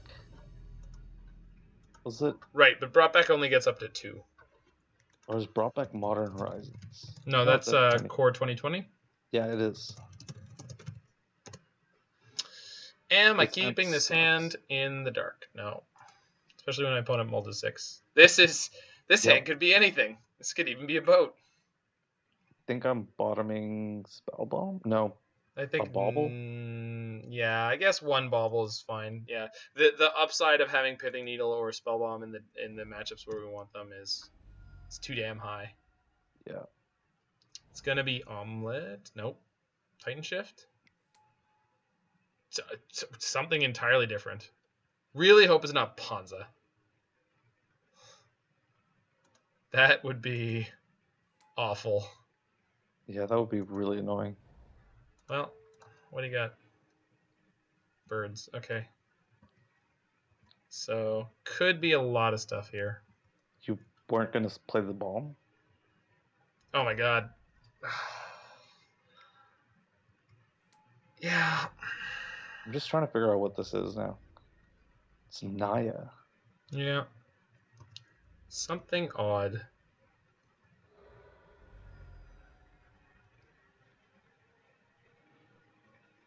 I guess I should have fired off both baubles.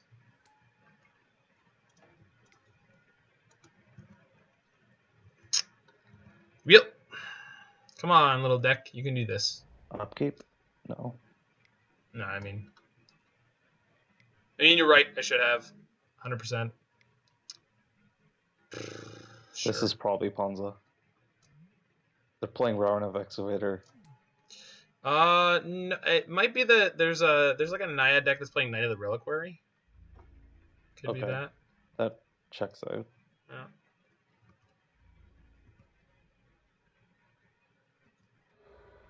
They have Ghost Quarter and Ramming up now. So Yeah, that's really annoying. Shadow Spear, good lord. So what do we need? We need... I We might have to crack need the land. Spellbomb without value to kill the Rarenav Excavator. Activation? Nope, Yeah, probably. never mind, you don't have to. No, we'll have Fatal Push here. Question is, do I... Oh, I'm going to kill the Excavator, right? Yeah, Dominance and then Excavator. Yeah. And I'm going to get basic. It's going to be an island. The unfortunate thing is we're about to take 5. Yeah, and they're going to gain 5. Well, I don't care about that at all. Not even a little bit. We could take 6 here. Okay, if that targets our Talisman, I'm scooping out. They're on 0 cards in hand. They don't need to play anything more to kill us. We don't even know what's in this deck. They're on 0 cards in hand. They don't need to play a single other thing to kill us. If they play anything else, it is a mistake for them. Just want to see what's in their deck, dude. You don't have to play any of your stuff. Yeah, but I don't know. I don't want to sit there in that game. But now you don't know how to board, do you? Yes, I do. Okay. They're playing a bunch of creatures. They're playing interaction with their graveyard. Do you board in Kalidas? Seems like a decent idea. We'll see. Hero's Downfall also could be good. How's Ether Gust? All their stuff is either red or green. Yeah. It seems okay. Again, that's like. Do you think they play Blood Moon or something? I guess we're not too terrified of that, but still. No. We'll try to be conscious that Blood Moon is a thing that can happen. So they're filling up their graveyard quickly. This is probably good. I don't think we need to worry about doing the kind of grind them out kind of plan. I think we just need to survive the early game. Okay.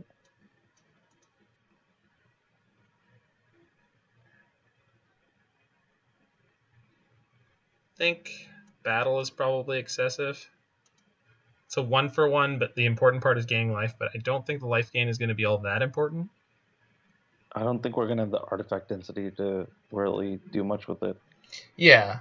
Well, I mean, it's more like it'll kill most of the creatures that we need it to, but our life total, like padding our life total, is not the end of the world. Yeah. I think Hero's Downfall is also probably a little too expensive. Aether Gust is better. Yeah. Tempo gain. And then just looking for one more cut. One Archmage's Tron? Yeah, maybe. Yeah, that seems fine. Drown seems pretty A+ here for once. Yeah. Would I like to play first? Yes, thank you. Good hand, great hand.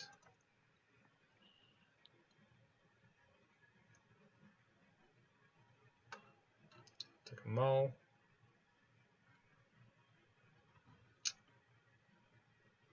Okay. Life total is... We want a Thoughtsism turn 1.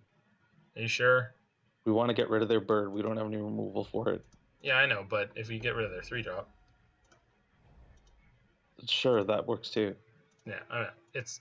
We're going to hit something that we care about. Yep. You were not wrong. I would take Choke. They're going to cast it on turn 2. Well, if you take Hierarch... Yeah, I don't have to give them a good target for Night of Autumn. Yeah, I'd take Hierarch. No, we're taking Choke. We can just counter it on the way down. We're ahead by land drops. Yeah, all right, that's true. If they top deck an Accelerant here, though, I'm gonna be a little mad.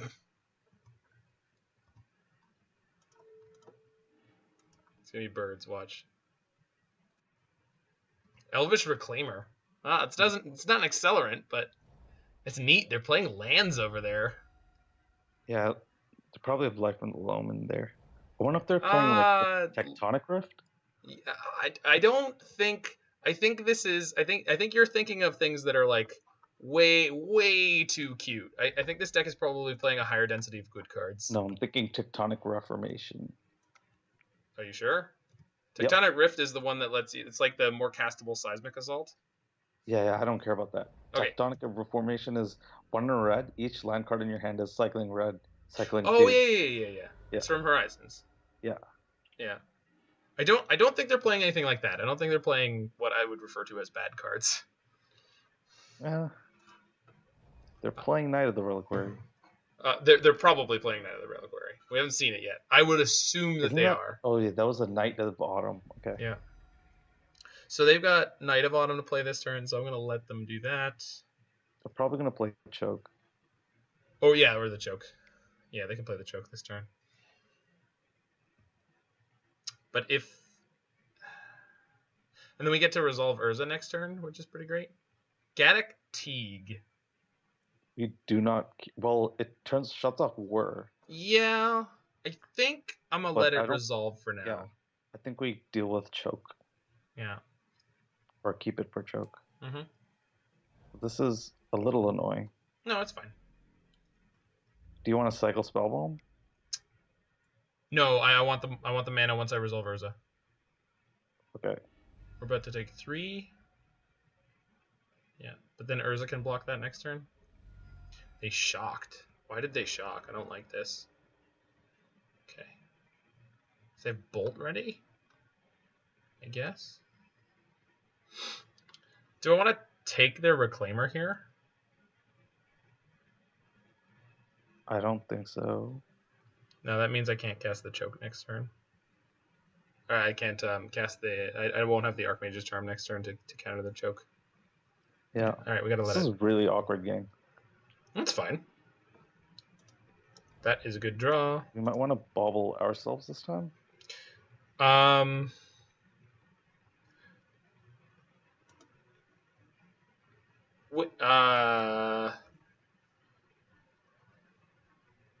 If we bauble and we see a Thoughtseize, we can crack the Spellbomb, draw a card, and Thoughtseize. Well, no. We can put the Thoughtseize on top, though. We can do that intentionally. We can't Thoughtseize this turn. Yeah, exactly. We can't Thoughtseize this turn. I'm casting Urza this turn. I'm holding up Archmage's Charm. The question is whether or not I'm putting Thoughtseize on top of my deck or not. And I think I am.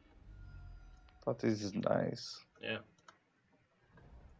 It's going to be awkward with the Knight of Autumn, though. I think they'll go after the Construct, so it shouldn't be a problem.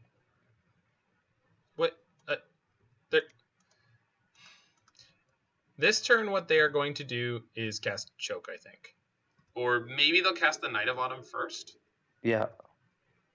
But that means we're going to draw a Thoughtseize this turn, and we Thoughtseize it. So we're just going to counter whatever they play this turn and Thoughtseize what they're going to play next turn.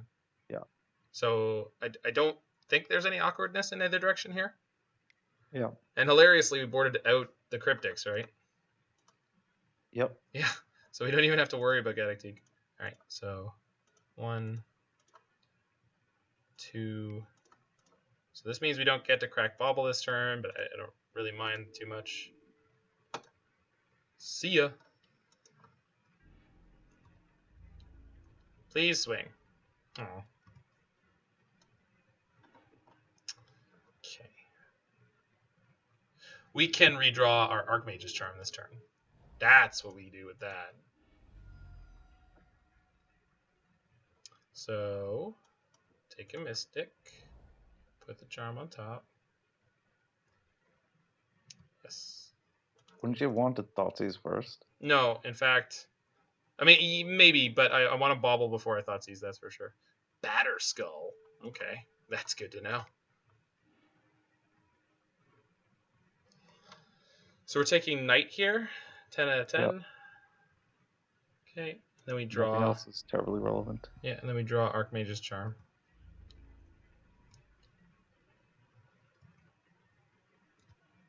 And our... Have you seen the promo Gaddock Teague?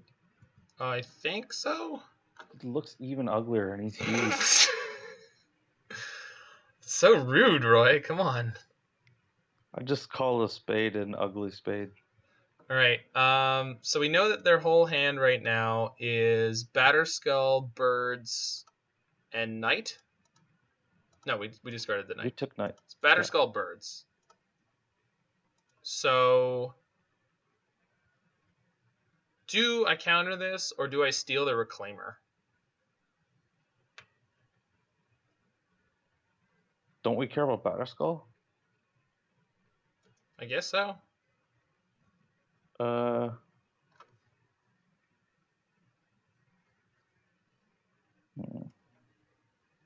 Are you gonna draw with Spellbomb this turn? I'm sorely tempted. So we might as well fire it off now to see if we should counter it. That's true. But then it does tap down 2 mana, effectively. What? Why do I care? I don't know. I know their whole It's hand. just something to keep in mind. It's not something to keep in mind. That is not useful information right now. I have enough mana to cast my Archmage's Charm, and I know their whole hand. And they can't possibly cast Batterskull this turn. Aether Gust. Okay, so I can put the Bolt back on top of their library right now, but that doesn't matter. Oh, their Reclaimer's a 1/2 now. That's fine. Yeah. This is fine.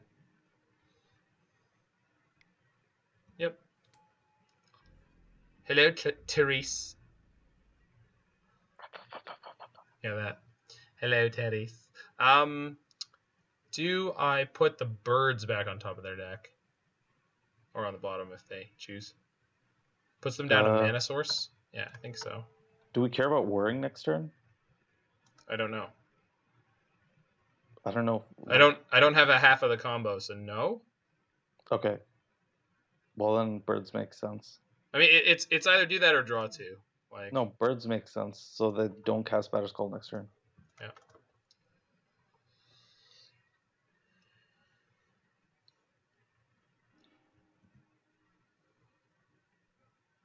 Oh, God. What? What? Oh, we could have gotten the Gaddock Teague off the... Yeah, Yes. yeah, because we can't cast Whir because Whir is an X spell. Yeah. Got it. I didn't understand why you brought up Whir. I was like, what? I should have spelled it out, sorry. No, I mean, it's fine. I just, like... No, I didn't really... Like, in my head, it was clear, but I Yeah. didn't vocalize it. Yeah.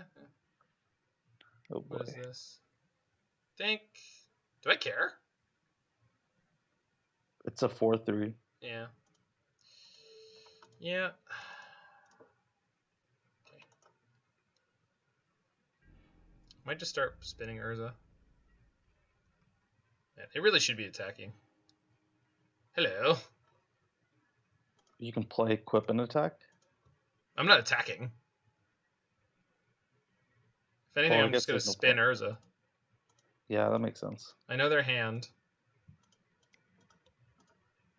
I haven't played a land yet. Hey! Sweet. Get out of here, nerd. Man, that could have been stranding their Greets on Zenith. And Modern. Oh! Why would they do They're that? playing Rest in Peace in their Elvish Reclaimer ramming up Excavator deck. This is so weird. Well, we win. Nope. There's Do a we Rest not? in Peace. Oh, yeah, sword. Yes, okay. So how do we...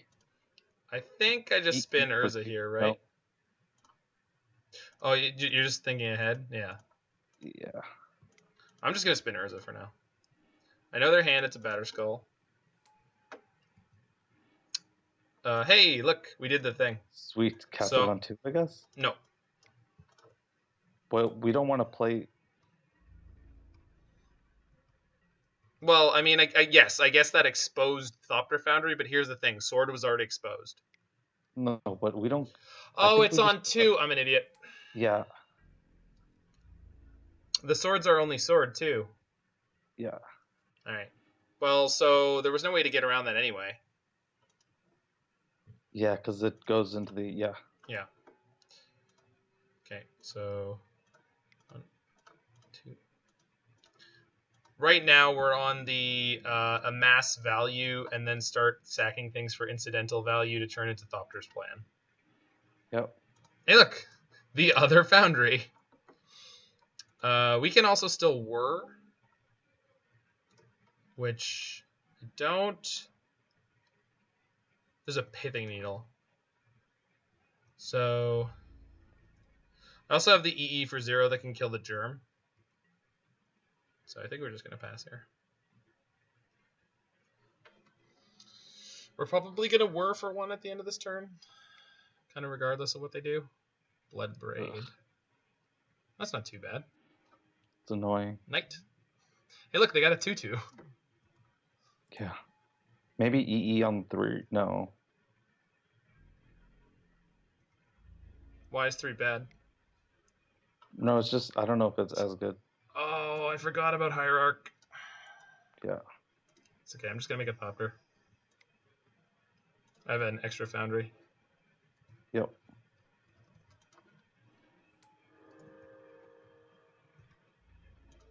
Don't really want to go much lower than I am right now. Okay, so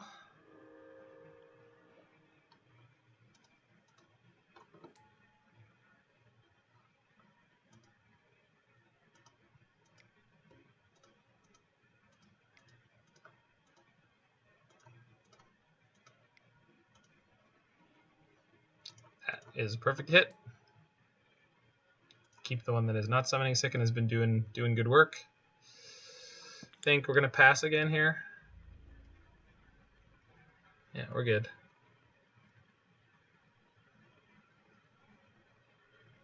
They can play their Batterskull now, but it's really not a big deal.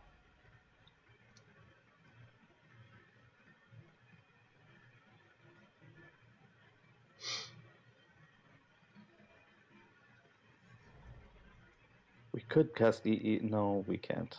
Not on 5. Not yet. No, but I can Pithing Needle that. And then And then E on 0. Yeah. Guess. Well, I mean, I think that's the plan. Yeah. I mean, I'm going to look while I do this for options.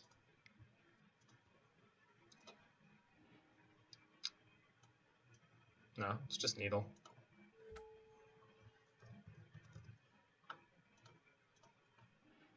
What the hell is Batterhorn?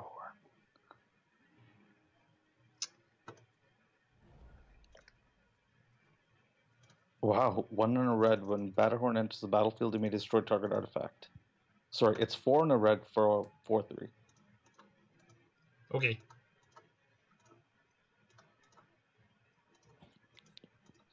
I didn't know that was a thing. Well, it doesn't sound like the kind of thing you really should know about. I Okay. think it's from RTR. Yeah. Yeah, it's from RTR. I'm going to tap Bauble, tap Talisman, tap Astrolabe. Hold priority, spend 1, sack the Bauble. God bless it, I was holding control and it didn't care. Fine, whatever. Oh, that kills my Construct. Why do I never remember all the things? God bless it. All right, so misplay, lose the game. Do we have a land drop? Nope, I tried already. Okay. I played a Mystic Sanctuary earlier for no value because I'm terrible at sequencing things correctly. So I'm going to take 4 here. Actually, I guess I could sack another artifact. Second Astrolabe. It's not really doing anything. Oh, multiple attackers? What? Yeah, okay. I'm actually just going to take the 4. Next time they attack, I can put in multiple Thopters and kill that. And then Urza can get in the way of Knight.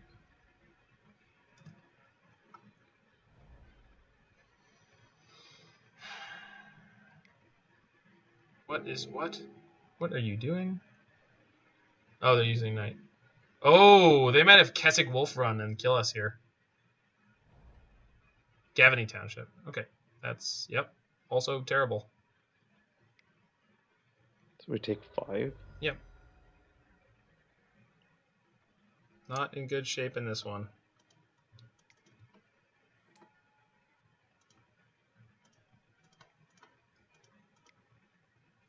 Should have been attacking my should have been equipping my sword. You mentioned it earlier at a time where it was really pointless, but it wasn't anymore. Yeah, well, oh boy.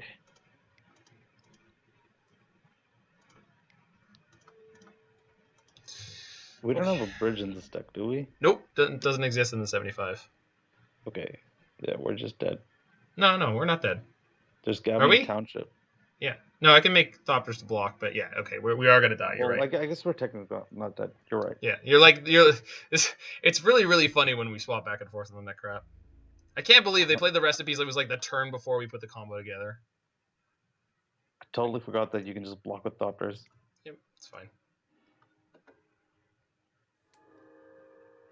And for some reason now they're not going for the Alpha Strike. Like, I don't.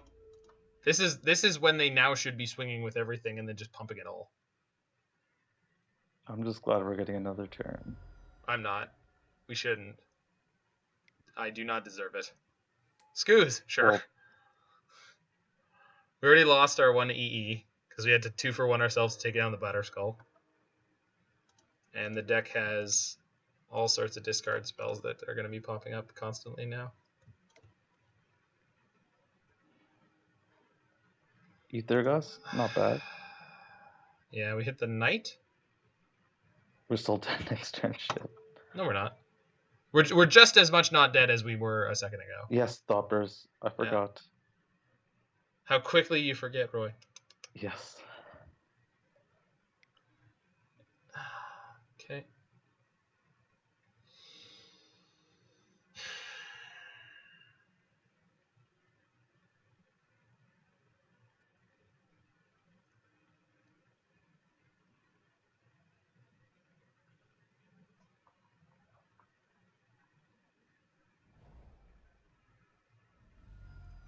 Oh, they got enough land to activate Gavany. Yeah.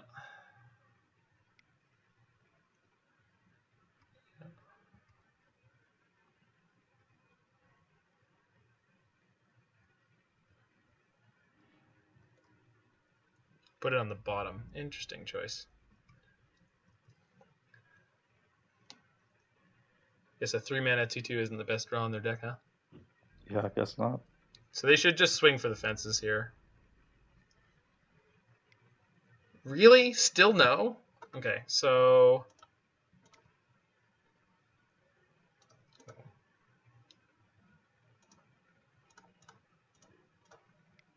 Attack the Astrolabe.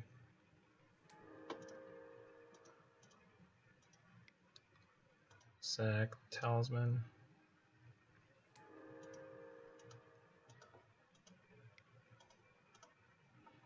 Sack Talisman. Could sack the Foundry. So can put Urza plus 2 Thopters here, 1 here, and take 4. Kill the Scoos. Do you want to spin before damage? Yep. Okay. It kind of sucks if we hit something that's sorcery speed, but... Whatever. Yeah, I mean, we're going to do it.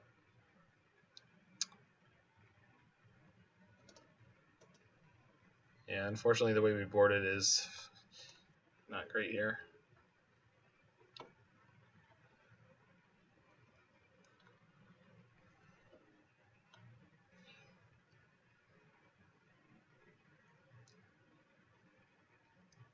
I need to take off after this game. That's fine. You can take off now if you need to. No, I want to see this game through to its conclusion. Sure. What this game has made me remember is that when I'm not in practice playing discard spells, I'm not that good with them. Of course. Sure. Usually I'm really, really good at playing things like Inquisition and Thoughtseize, but like this league, I made like 3 questionable choices in a row.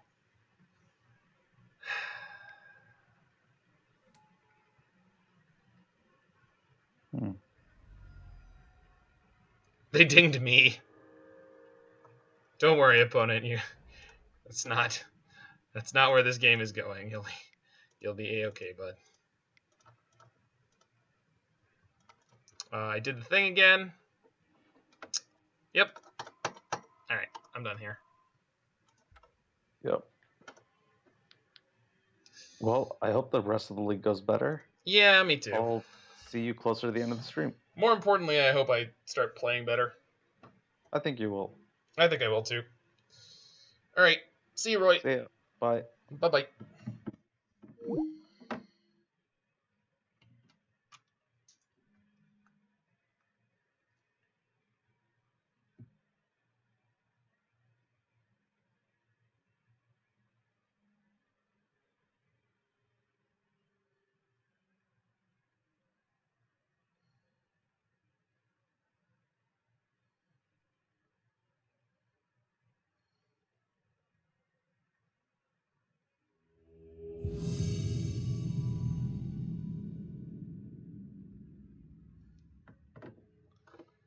All right, here we go. So we got to win both matches to get our burrito money back. Won the die roll. It's a good place to start. So this is a pretty questionable hand. Doesn't really have much of a curve. I hate mulliganing hands like this, but I think I have to. This is much better. I'm going to bottom Thopter Foundry here, I believe. Maybe Drown on the Loch would be better. No, Thopter Foundry, I think.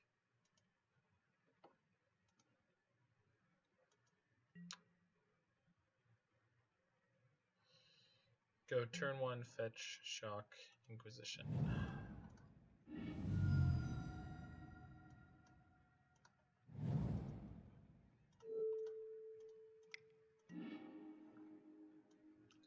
Spell Snare, Seer Visions, Opt, Jace. So Blue Moon. So if I take their Spell Snare, they can't touch me for now. They're going to be cantripping no matter what I do.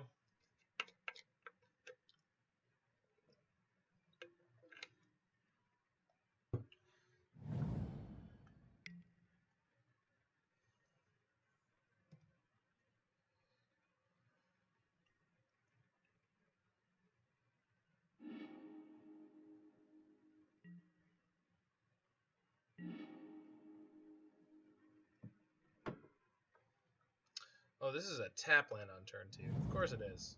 I knew that. I remembered the things. It's fine. It's all going to be fine.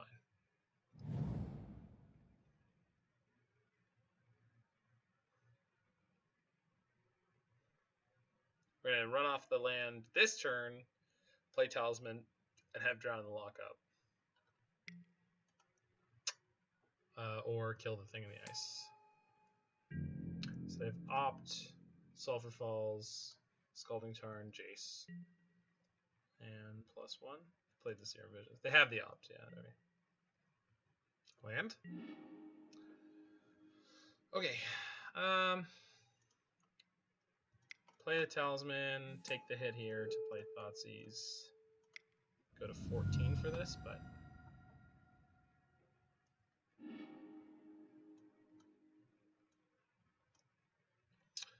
So that's close to flipping the thing, but they can't do it. It's going to choke their mana up, and I'll be able to drown it either way. Or I should be able to, so...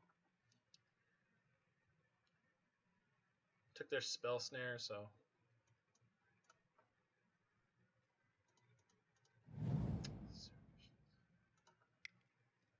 Yep. So they draw, scry 2, then they can scry 1 and draw.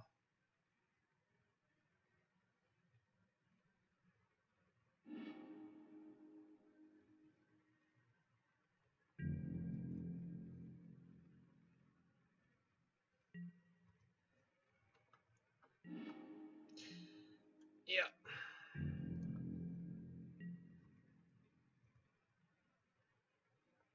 So they opt. Yeah, we're going to take down their thing.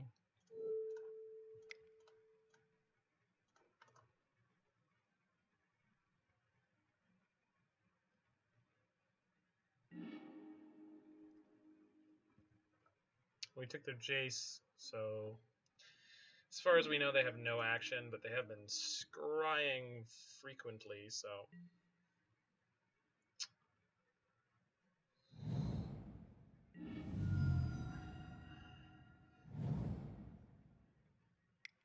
Opponent is up 2 cards on us. We did mulligan once, and yeah, that's... So I really need to draw a mana source here.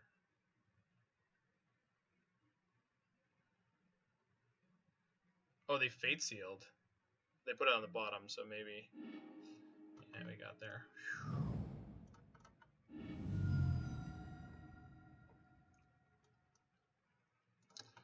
Works hard for the money, baby. She never treat her right.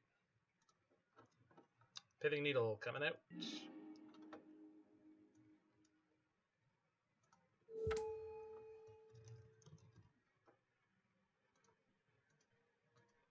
So luckily they didn't draw one, so they're not even more ahead on resources. So let's see what they got coming this turn.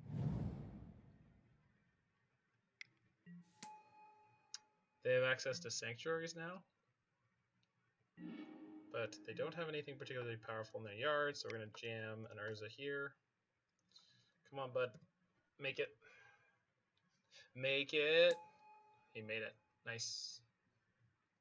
It's going to come with a 2/2 construct, which is not the greatest. But if we can make it through this turn cycle, we'll be in a decent place. They're going to put Opt or Serum Visions on top. With a, oh, maybe they have double Bolt.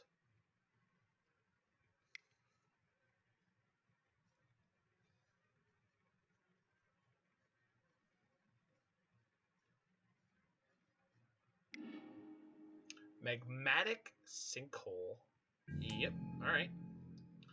Touche, opponent. Touche. Low on resources, though.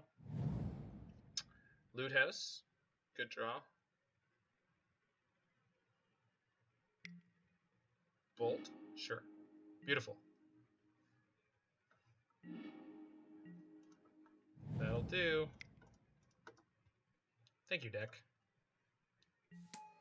So, it's not perfect. We just kind of got a fade. Was like 1.5 draws here.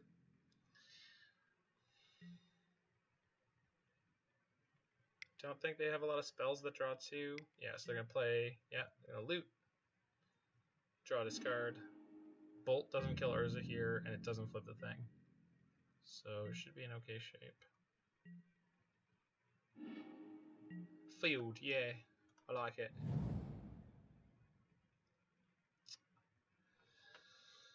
Okay, so do I want to spin Urza here? No, I don't.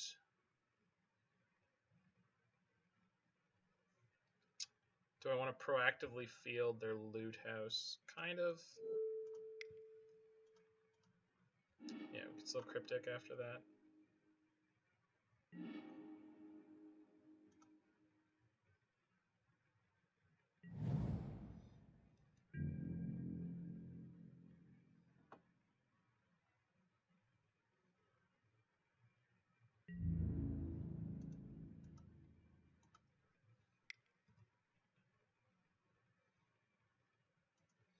So we need to fade a few more draws. Like maybe one more to feel really in control of this one, but well, what is this? Click. Okay, we're going to counter that and bounce the thing.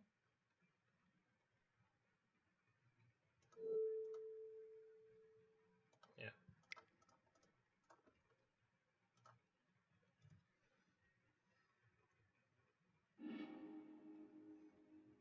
And then next turn we're spinning Urza like for sure.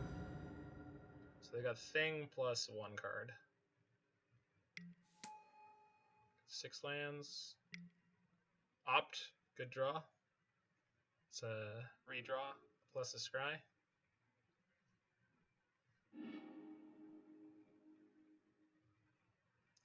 Bolt is pretty good here. Still? Nope. Okay, cool. So we're going to spin Urza before I do anything else, because we're going to be a good player this game. Hey, look. Immediately rewarded. Cryptic or Drown, Cryptic or Drown, Cryptic or Drown.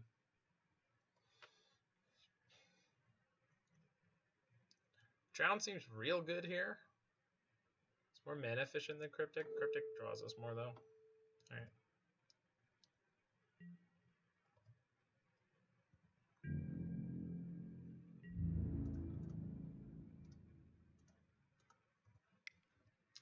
So hopefully they don't have another Ventilion click. No, cool.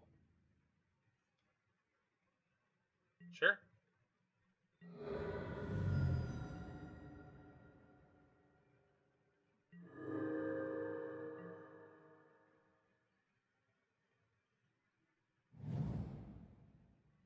Okay, that could be Sanctuary. So if they have a redraw, they can basically guaranteed flip their thing here. Kicked Burst Lightning.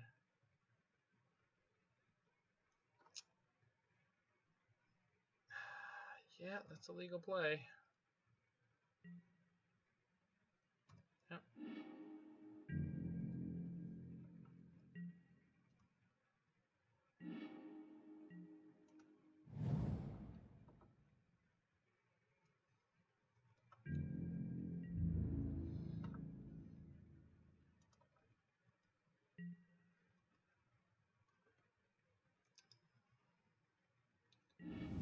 So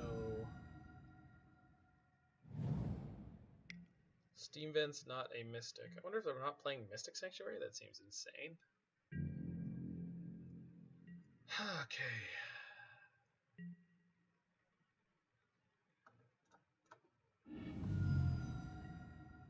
I'll put Drown on Loch on top.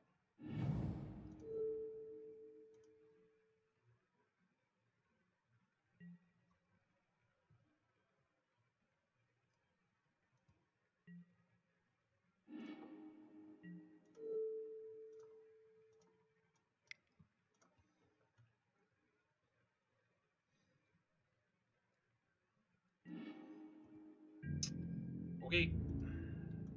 3 or 4 turn clock. And we have Cryptic Semi-Lock.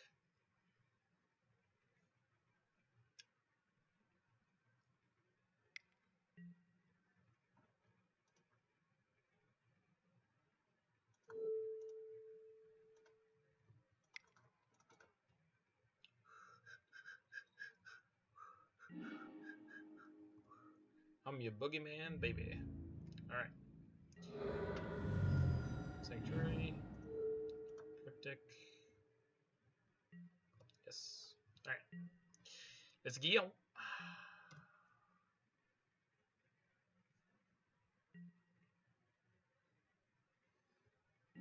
Hey, look, a Cryptic.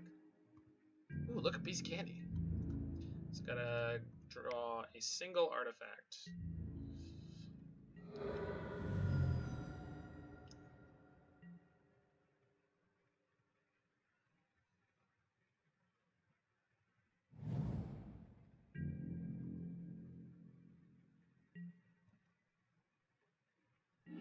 Hey, look, a single artifact. We win. You're a winner.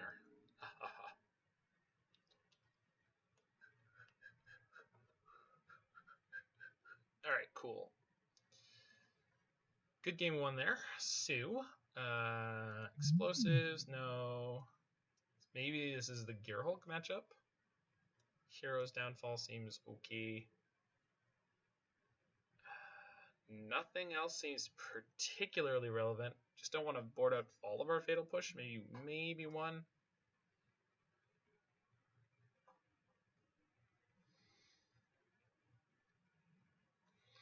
One of that and one.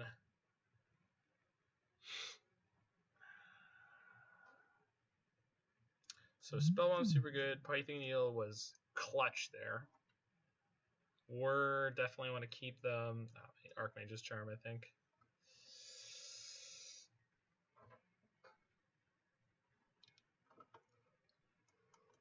All right.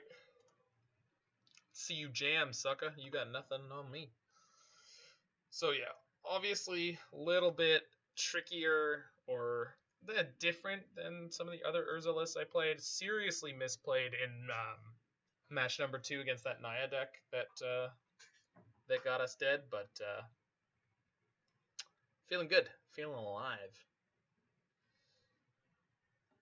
I think there's like a tiny bit of merit to boarding an Ashiok here, but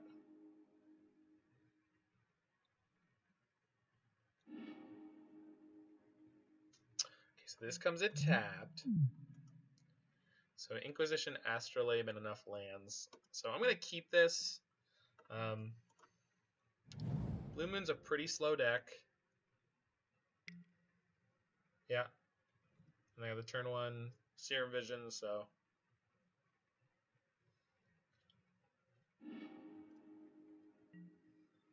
Top, bottom.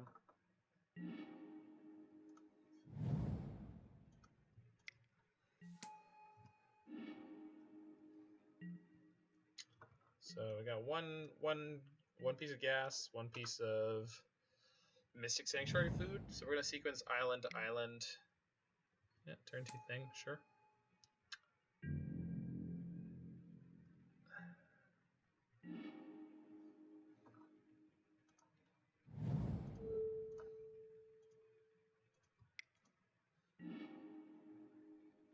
Another thing, opt, snap. I think I'm taking the snap here. There's also a Jace, good to know. We've got a Whir ready to go for that. So snap is the automatic 2-for-1. It's a good chance we see Thing in the Ice opt this turn. The next turn, if they cast Jace, we can needle it.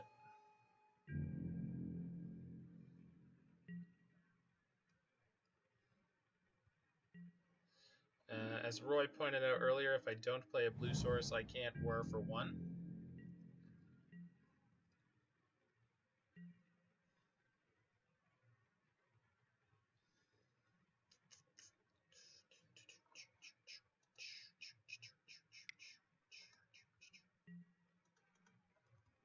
They're looking for the land now, which means they won't be playing Jace this turn.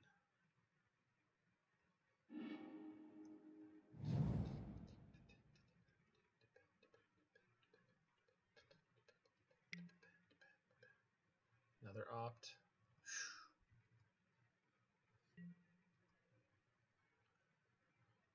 That's less than great.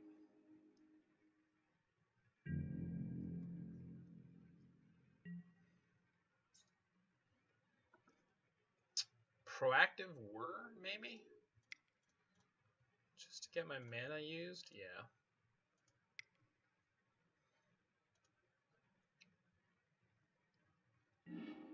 Yeah, they let it go. Can't get the needle for Chase. Could have gotten cheeky and gone for their Scalding Tarn there, but it's a pretty significant downside if that goes wrong. Can play field now. Okay.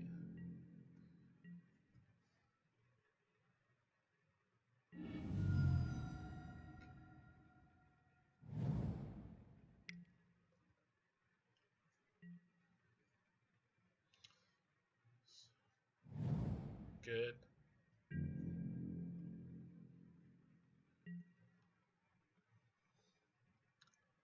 I think I'm incentivized to try to draw 2 here because I can reset that.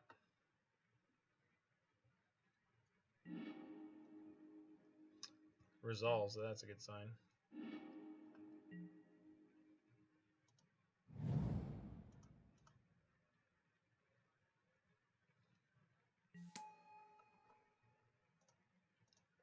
Now I have access to Deprive and Archmage's Charm.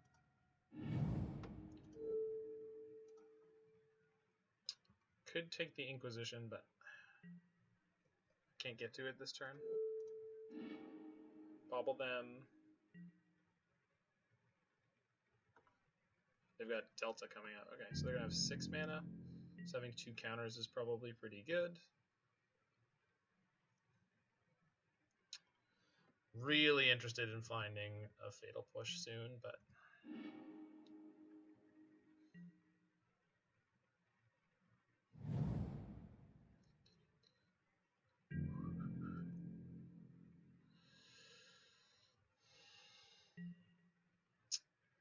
Do I grab my... I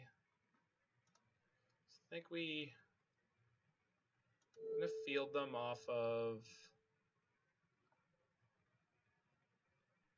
Steam Vents. Is this actually puts their island count down to... Yeah, they're going to fetch an island with it, but...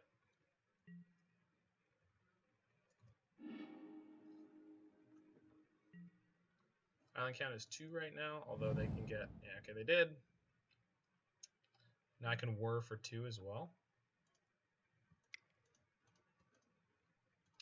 Not super interested in this resolving. It doesn't really matter that much to me, but if it does, it's good. Cool. I'm going to get my Foundry.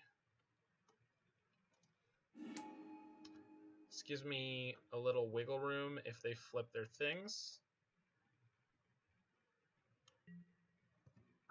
Cool.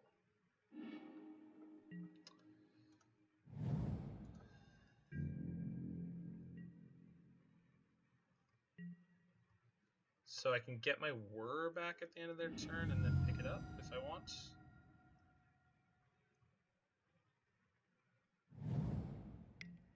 No Sanctuary again. Jeez, what is going on over there?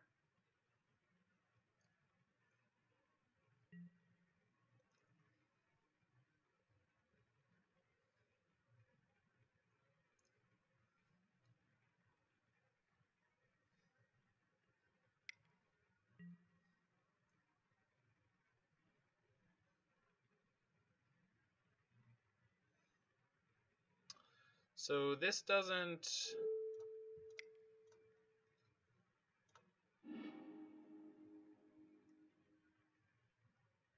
It doesn't flip their things. Spell Snare. That will flip their things.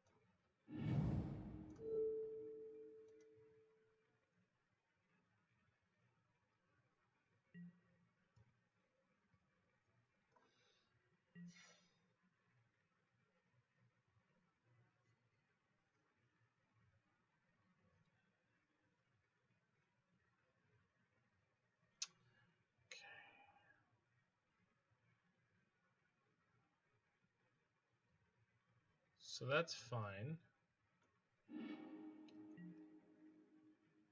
Do I try to counter Snapcaster? No, Snapcaster doesn't matter.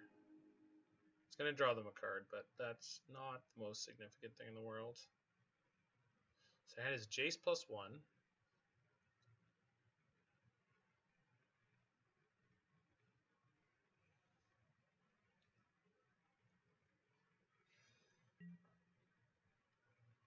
Serum Vision, sure.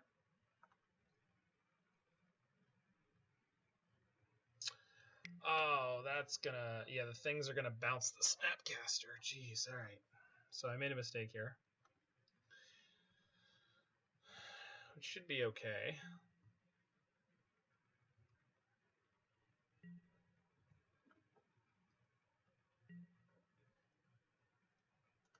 It's gonna counter target spell, tap their team.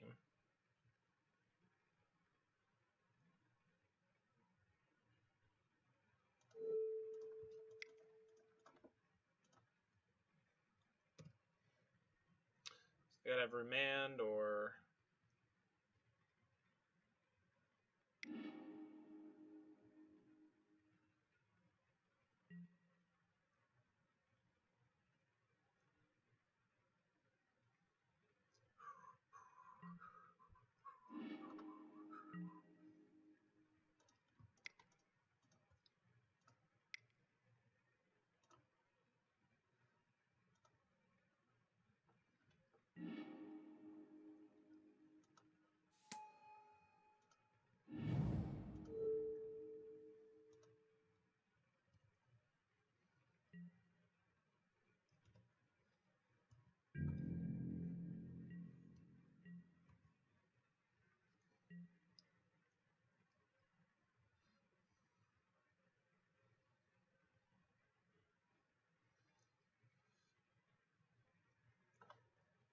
So another Jason Snapcaster.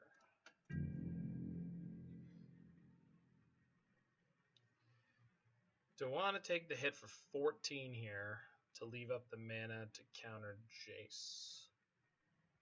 I think I do.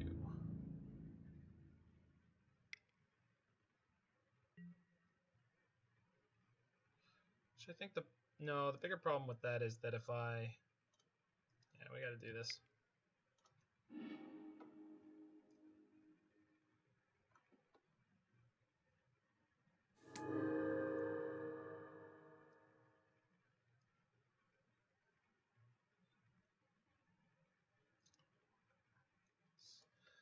I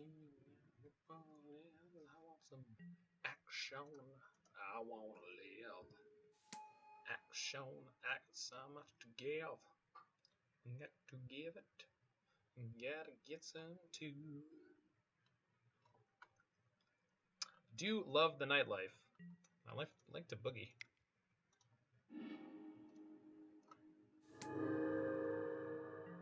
So Thopter Sword engaged. Go to blocks here, and then if they put the Jace down,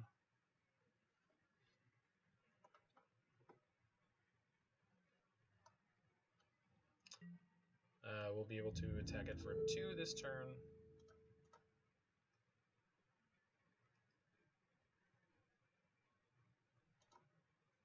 No, if I leave an extra one, this means they have to plus the Jace, or I can just attack it down.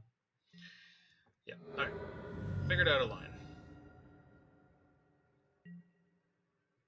Okay.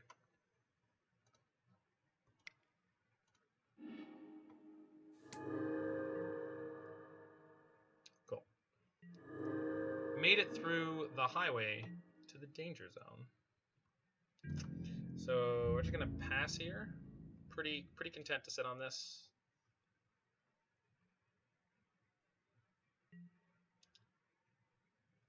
In the Urza waiting room.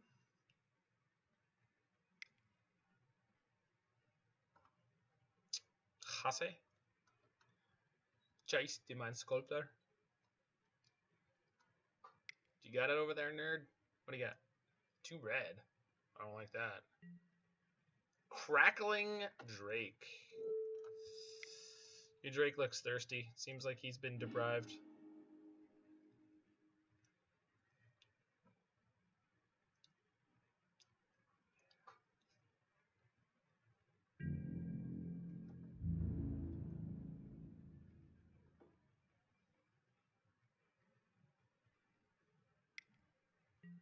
Okay.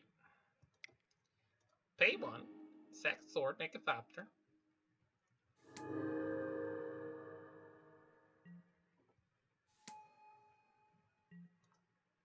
Pay 1. Sack sword, make a Thopter.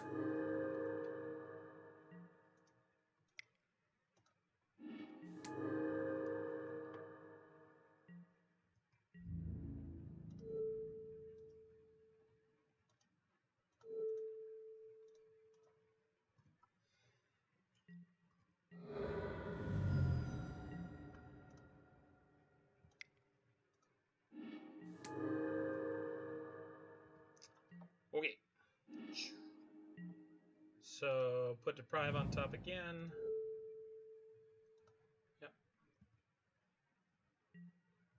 Yep. Kraken for 1, 2, 3. So that'll be 4. Now we enter endgame. Wow.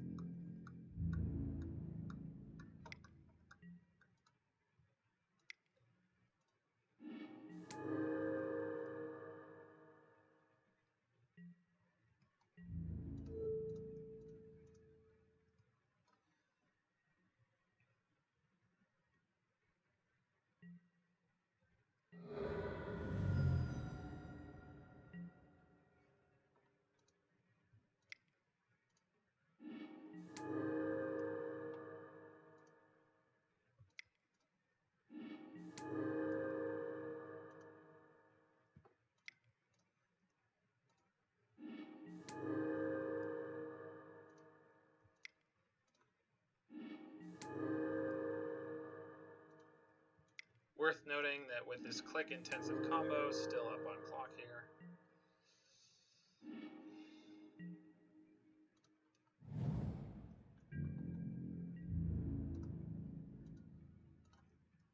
crack in for 7 here.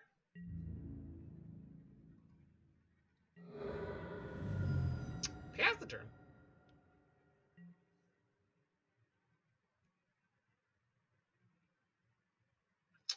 So, should finally be some action out of them. They really... Nope, just scoop. Cool. So, nice little win against Blue Moon there.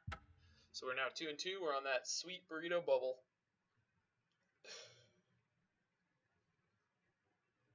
So, if I hadn't misplayed so badly against Nelson, would be in good shape. Also, Sawfit Boy on the Eggs combo deck. Definitely got a quality win against us.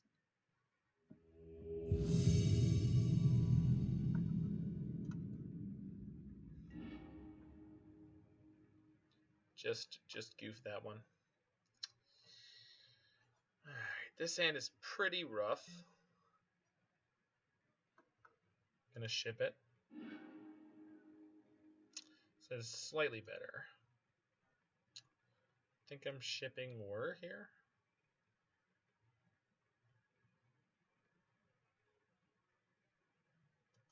Yeah.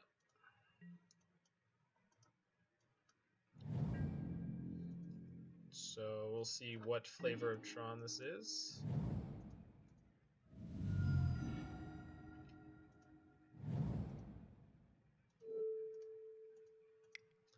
Haven't run into green Tron much. It is green Tron. Infinite Sylvan Scryings. The Grove of the Burn Willows. Huh. Does that mean this is green-red Eldrazi Tron? Yeah. Well, I guess we're taking the stone. One of these things is not like the others.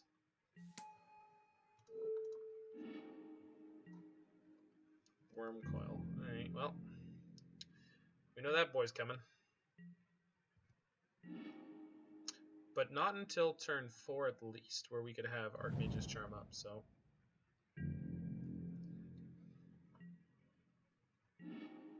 Oh, they're going to see if they can natural draw. Yeah, because that was there. Okay.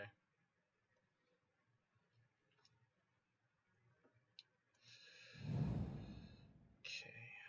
We might want this Bauble to rebuy the Archmage's Charm.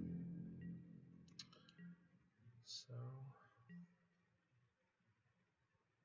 Don't do it. Have a heart. Play the Grove. Good. Good. Nice. Thank you. Yeah. Thank you for the 1 life.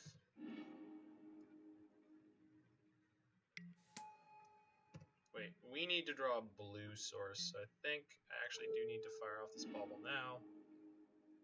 Power plant's on top. Okay, so they're not there yet. They will be this turn.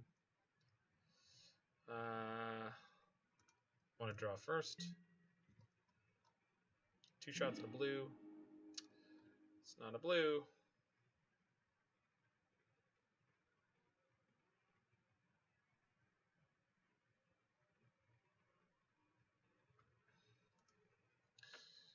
So they're getting the Worm Coil in, huh?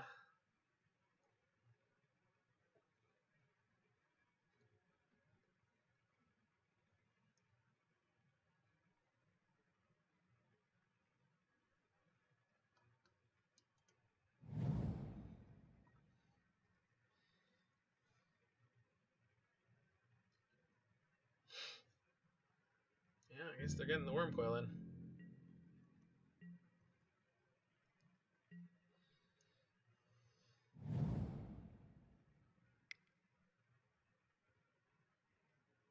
Yeah, no hesitation, just jamming the Worm Coil.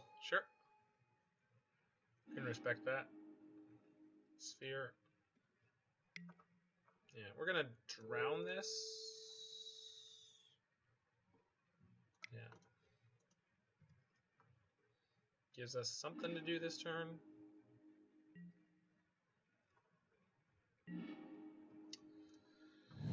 were you last turn?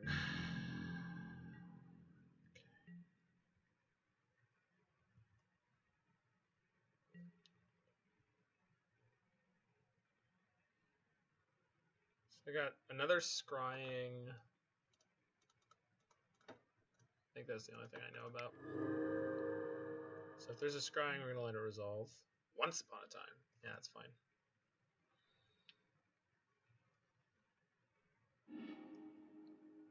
Sure, more mana. More mana is fine. Be looking to draw 2 cards at the end of this turn. Taking this hit for 6. So my plan for the moment is going to be draw more cards, try to rebuy our Drown in the Loch and get it big enough that it kills the Worm Coil, and then we'll have to figure out what we're going to do from there.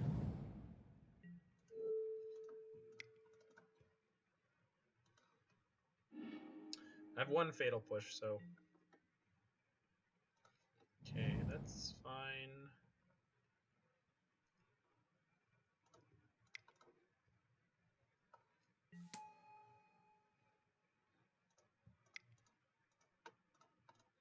Can buy a turn with Construct here. So hopefully they don't hit another threat. They haven't done so far. So we gotta fade another threat for now. That's bad news. Hopefully it's another Worm Coil. Does it matter? No, Ulamog. 3, 4, 5, 6, 7, 8, 9. So they need 1 more mana. If they can cast this, we're done for. Oh, even if... Yeah, okay, we're done here. Cool.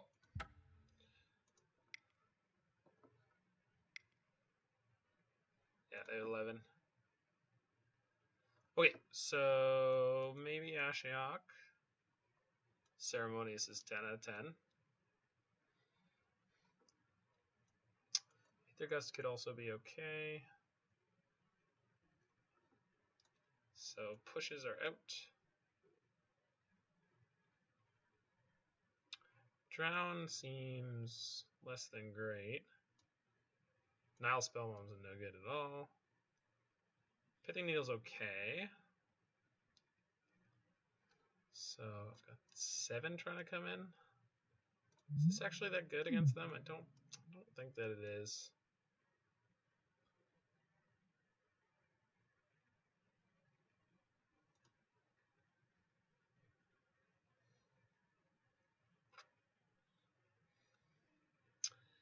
Either Ashiok or Aether Gust are not very good here.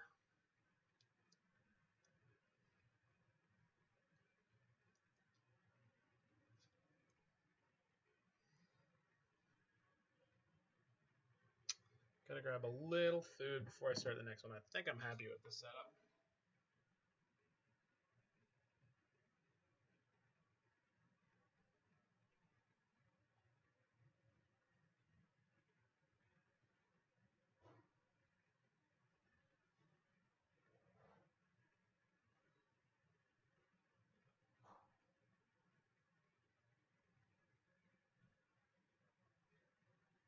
I think Ashiok is the kind of card I shouldn't be boarding in here. Aether Gust is not great.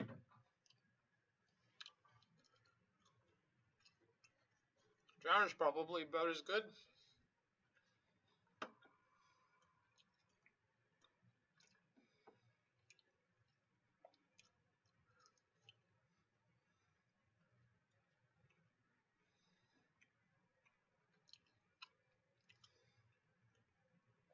Okay, we'll try it this way, and we will remember that Drown in the Loch could have been an Aether Gust. Alright, let's do it. It's going to be over quick, one way or the other.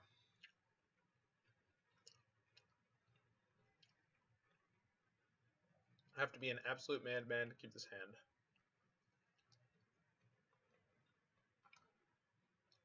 I'm going to do it.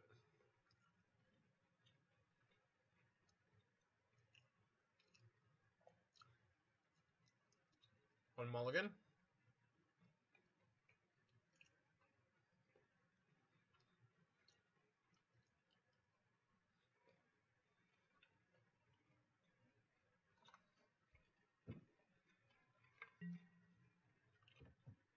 Only one. Alright. Maybe it'll be good enough.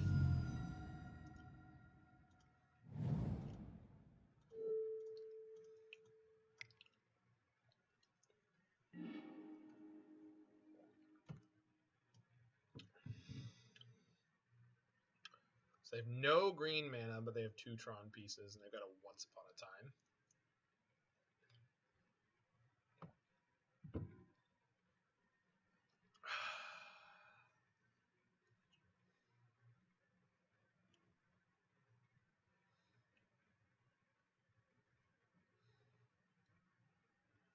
I think I'm taking their Once Upon a Time, actually.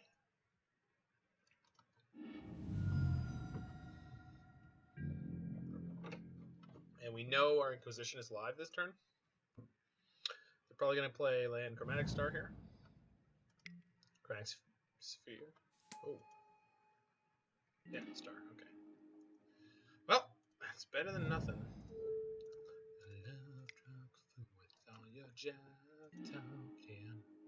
Alright. So they'll be able to cast one of these stirrings.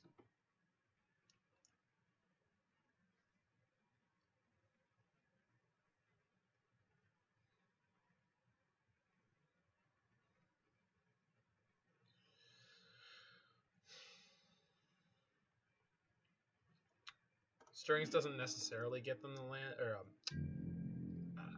yeah, Stirrings doesn't necessarily get them the land they need. That's why I'm going to take it.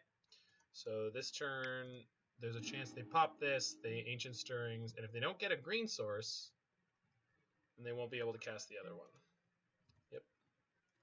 So they're kind of torn in a couple different directions here.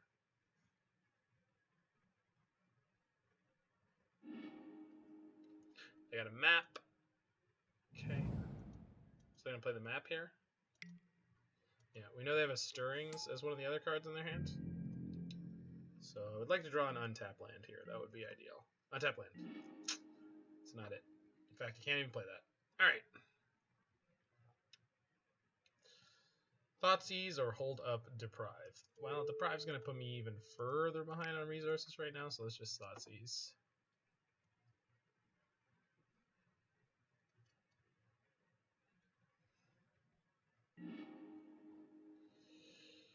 Well, yeah, take Ancient Stirrings. We know they have Veil from here, but no green mana. So they're going to be able to get Tron and then play a Star and cycle it if they want.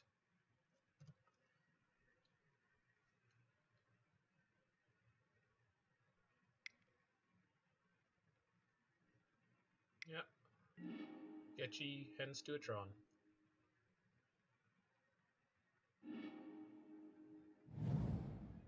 Yeah.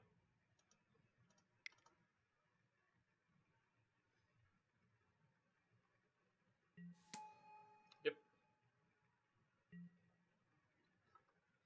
Land? Alright.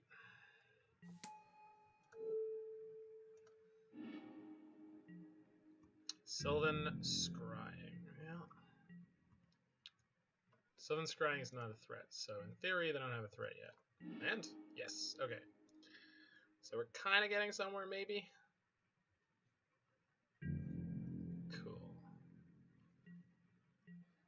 So Veil and 2 unknowns.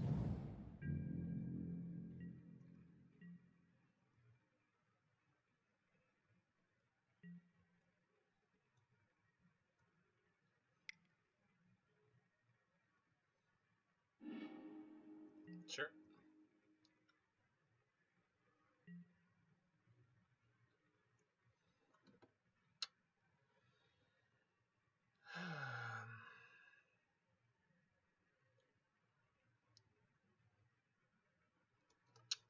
Think I let this happen. So they don't have more green, although this does get them to Ulamog mana.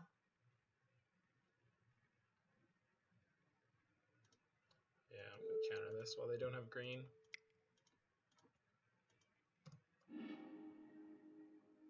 So in theory they could go Soul Land, yeah, payoff. They did not. Alright. Blue land, please. Hey! Ask and ye shall receive. That's biblical.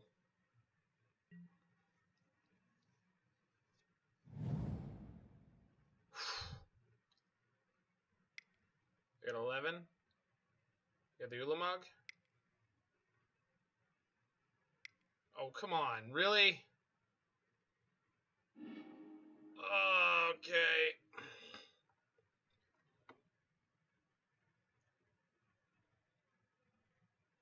Okay, that actually kind of works.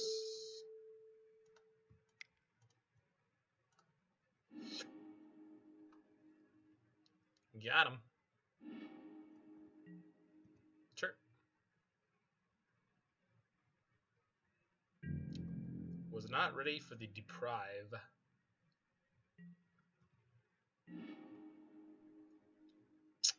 Well, that's a great draw.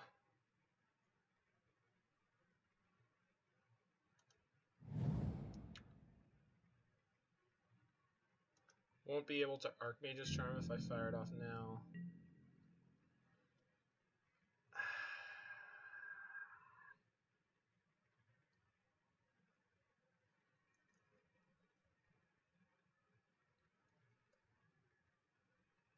Alright.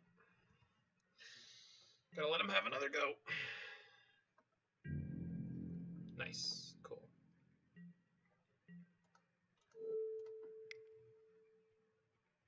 Now, hold on. We want to leave the tower.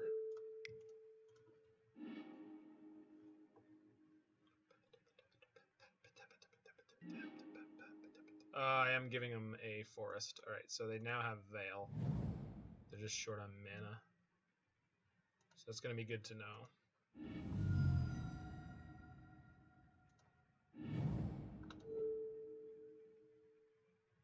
Put Deprive on top? Yeah.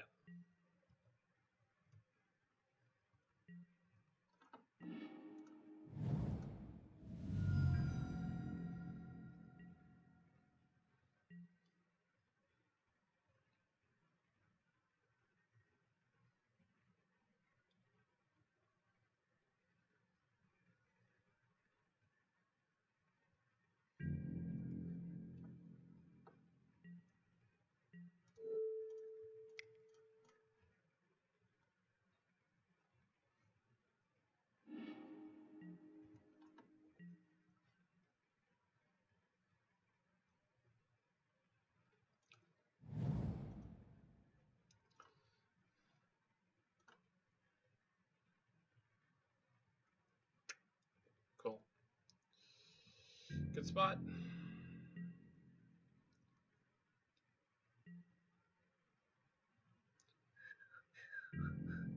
Cool. Perfect. That's what we wanted to see. And a Whir. Yeah. Cool.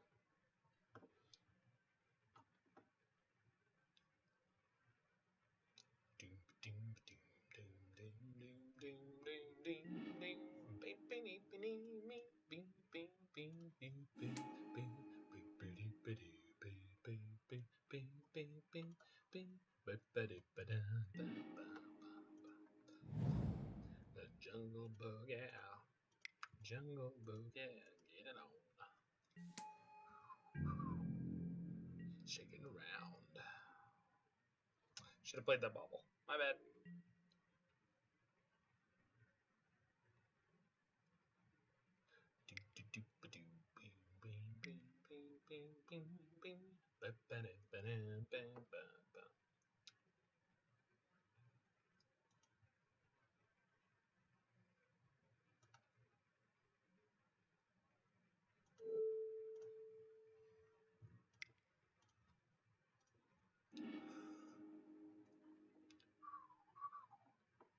Shake it around. Does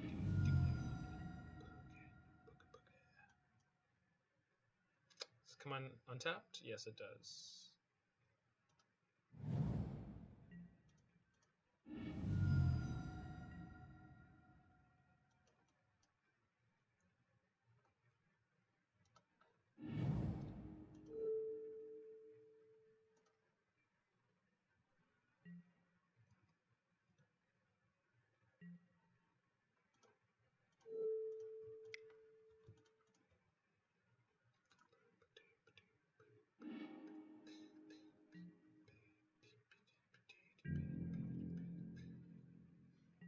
So I'm about to draw 1, play Sanctuary, put the Prime on top.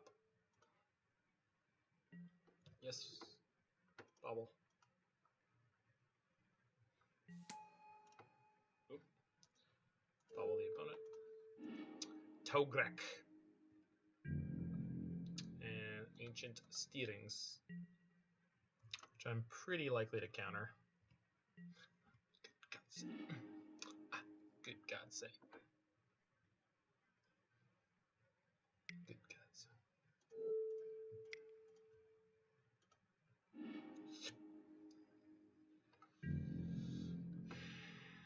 Now we start deploying the squad.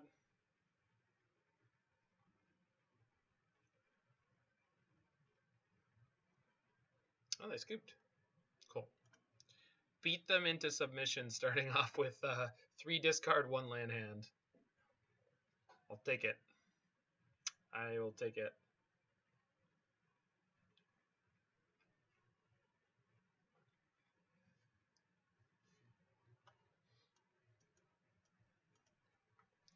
So I feel like Gearhulk would function in a similar spot, but sorry, to Whir in a game like that, but I think, yeah, we're just gonna keep it the way I had it. Let's just get another good game like that. And to be fair, their opening hand was super redundant. I think if we hadn't had exactly as much discard as we did, then they would have been able to get everything together way quicker.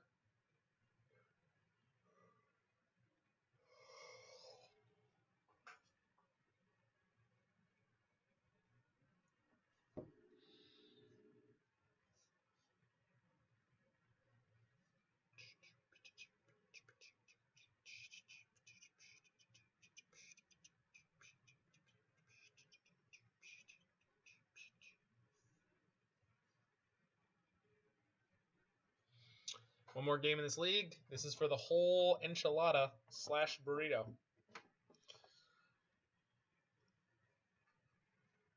My opponent has joined this game, so just taking a minute.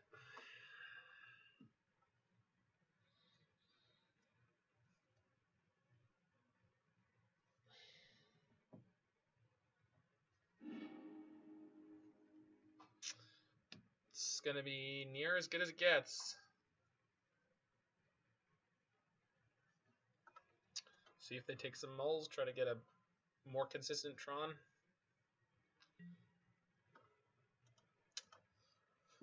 They got a mull to 6. Togrek.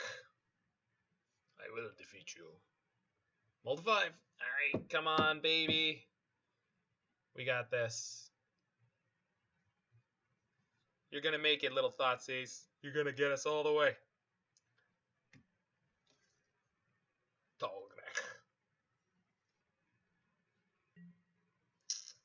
Wait, so 5 is as good as it gets.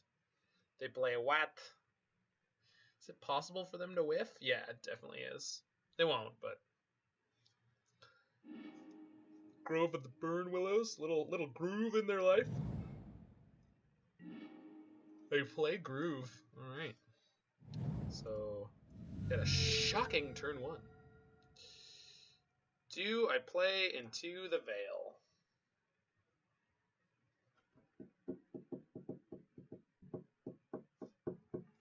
I think I don't.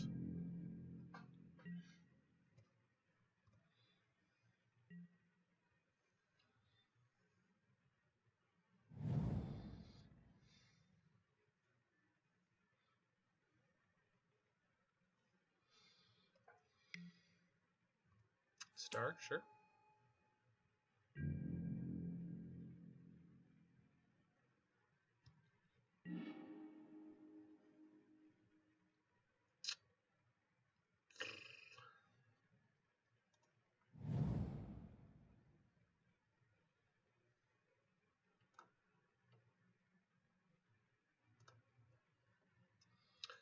So, assuming I'm just going to hold up Aether Gust this turn. Next turn I could play Talisman and double Thoughtseize, or I could just Thoughtseize with Aether Gust back up. So this game, the plan is not to disrupt the Tron so much as it is to make sure that when they get there,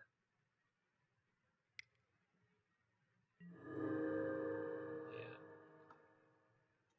So I have to let myself get blown out by Veil if... No, because Veil says spells you control can't be countered, and this doesn't counter it. I think? Yeah. Perfect. So they're going to draw a card, but they don't... Yeah. Cool. Got themselves.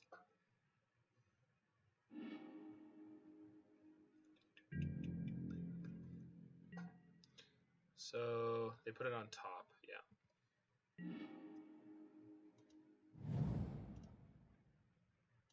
Getting an island here. Playing Talisman, and then we're just going to Savage the rest of their hand. So hopefully... Oh. Well, they're going to have Tron. Alright, Godspeed, little doodle.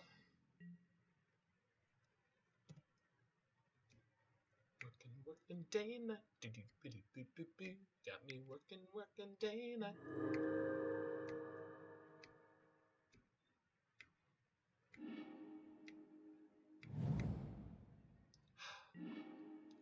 Okay, so we've got combo next turn. So they've got Grove, they played a tower, and they have power plant. So this is their hand. Cool.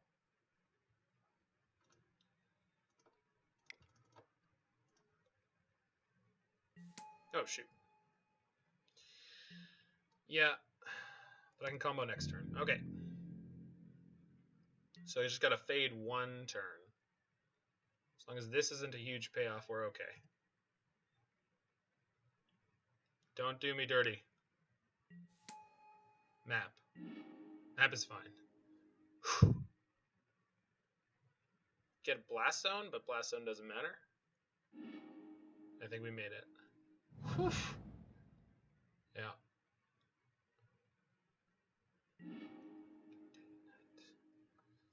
Let's check my math. So 2 for Thopter Foundry.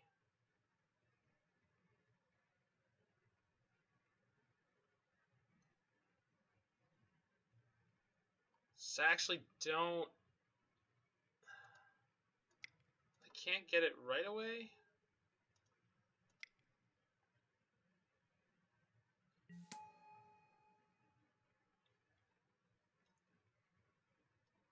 I can't whir for enough here. So I've got to dodge one more turn.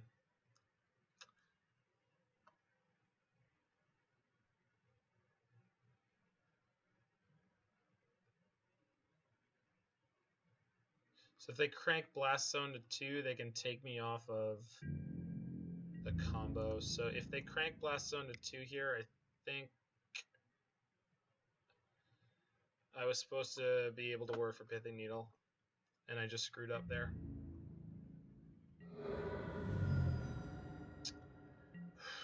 Might have just thrown away this game. We'll see. It's definitely not looking great. Yeah, and I can't whir for Needle. So if they pop the Blast Zone, I have to make 2 Thopters in response.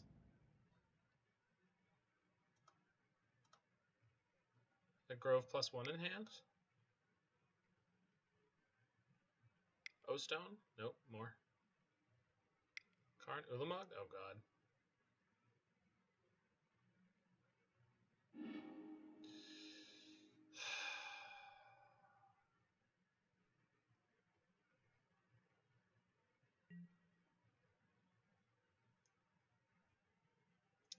Jeez.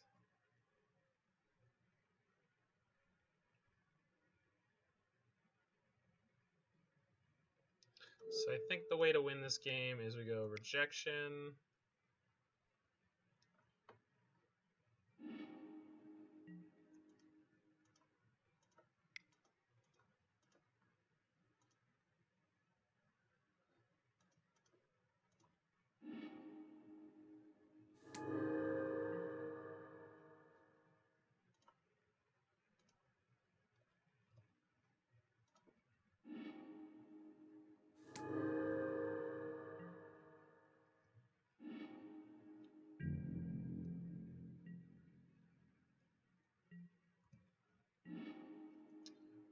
pretty aggressive, I guess. I don't know if that was right. Maybe we'll never know, but put them on a quick clock here. I have the opportunity to draw interaction. They have so many hits in their deck, but so they got to redraw. Stirrings, yeah. This is how you lose.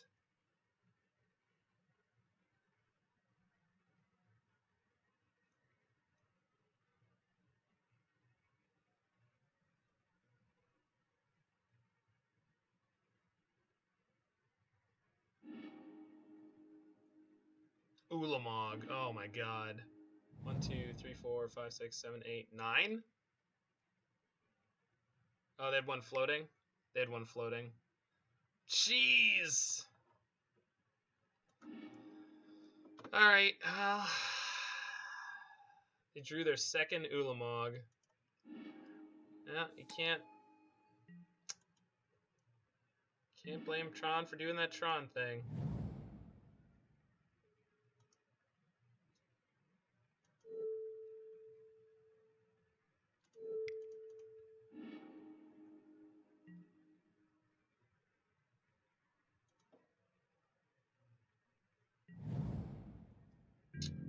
I don't know how I could possibly win this, but we'll stick it in for 1 or 2 more turns because it doesn't have trample. So I guess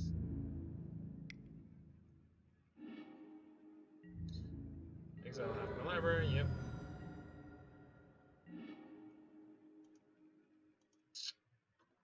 Bauble. God, we were so close to getting the combo, and then they just ripped so nicely. So I have to leave one back to block. Alright, we got O-Stone. Okay. Shoot. Well, very close to getting a 3-2. Got a 2-3. Lots of opportunities to grow from that. I am feeling hungry as heck, so Eli Kasis Urza deck is tricky to play, but excellently put together. Good for him for being so good on it. I'll be back later to try to get a nice clean league with blue-green Urza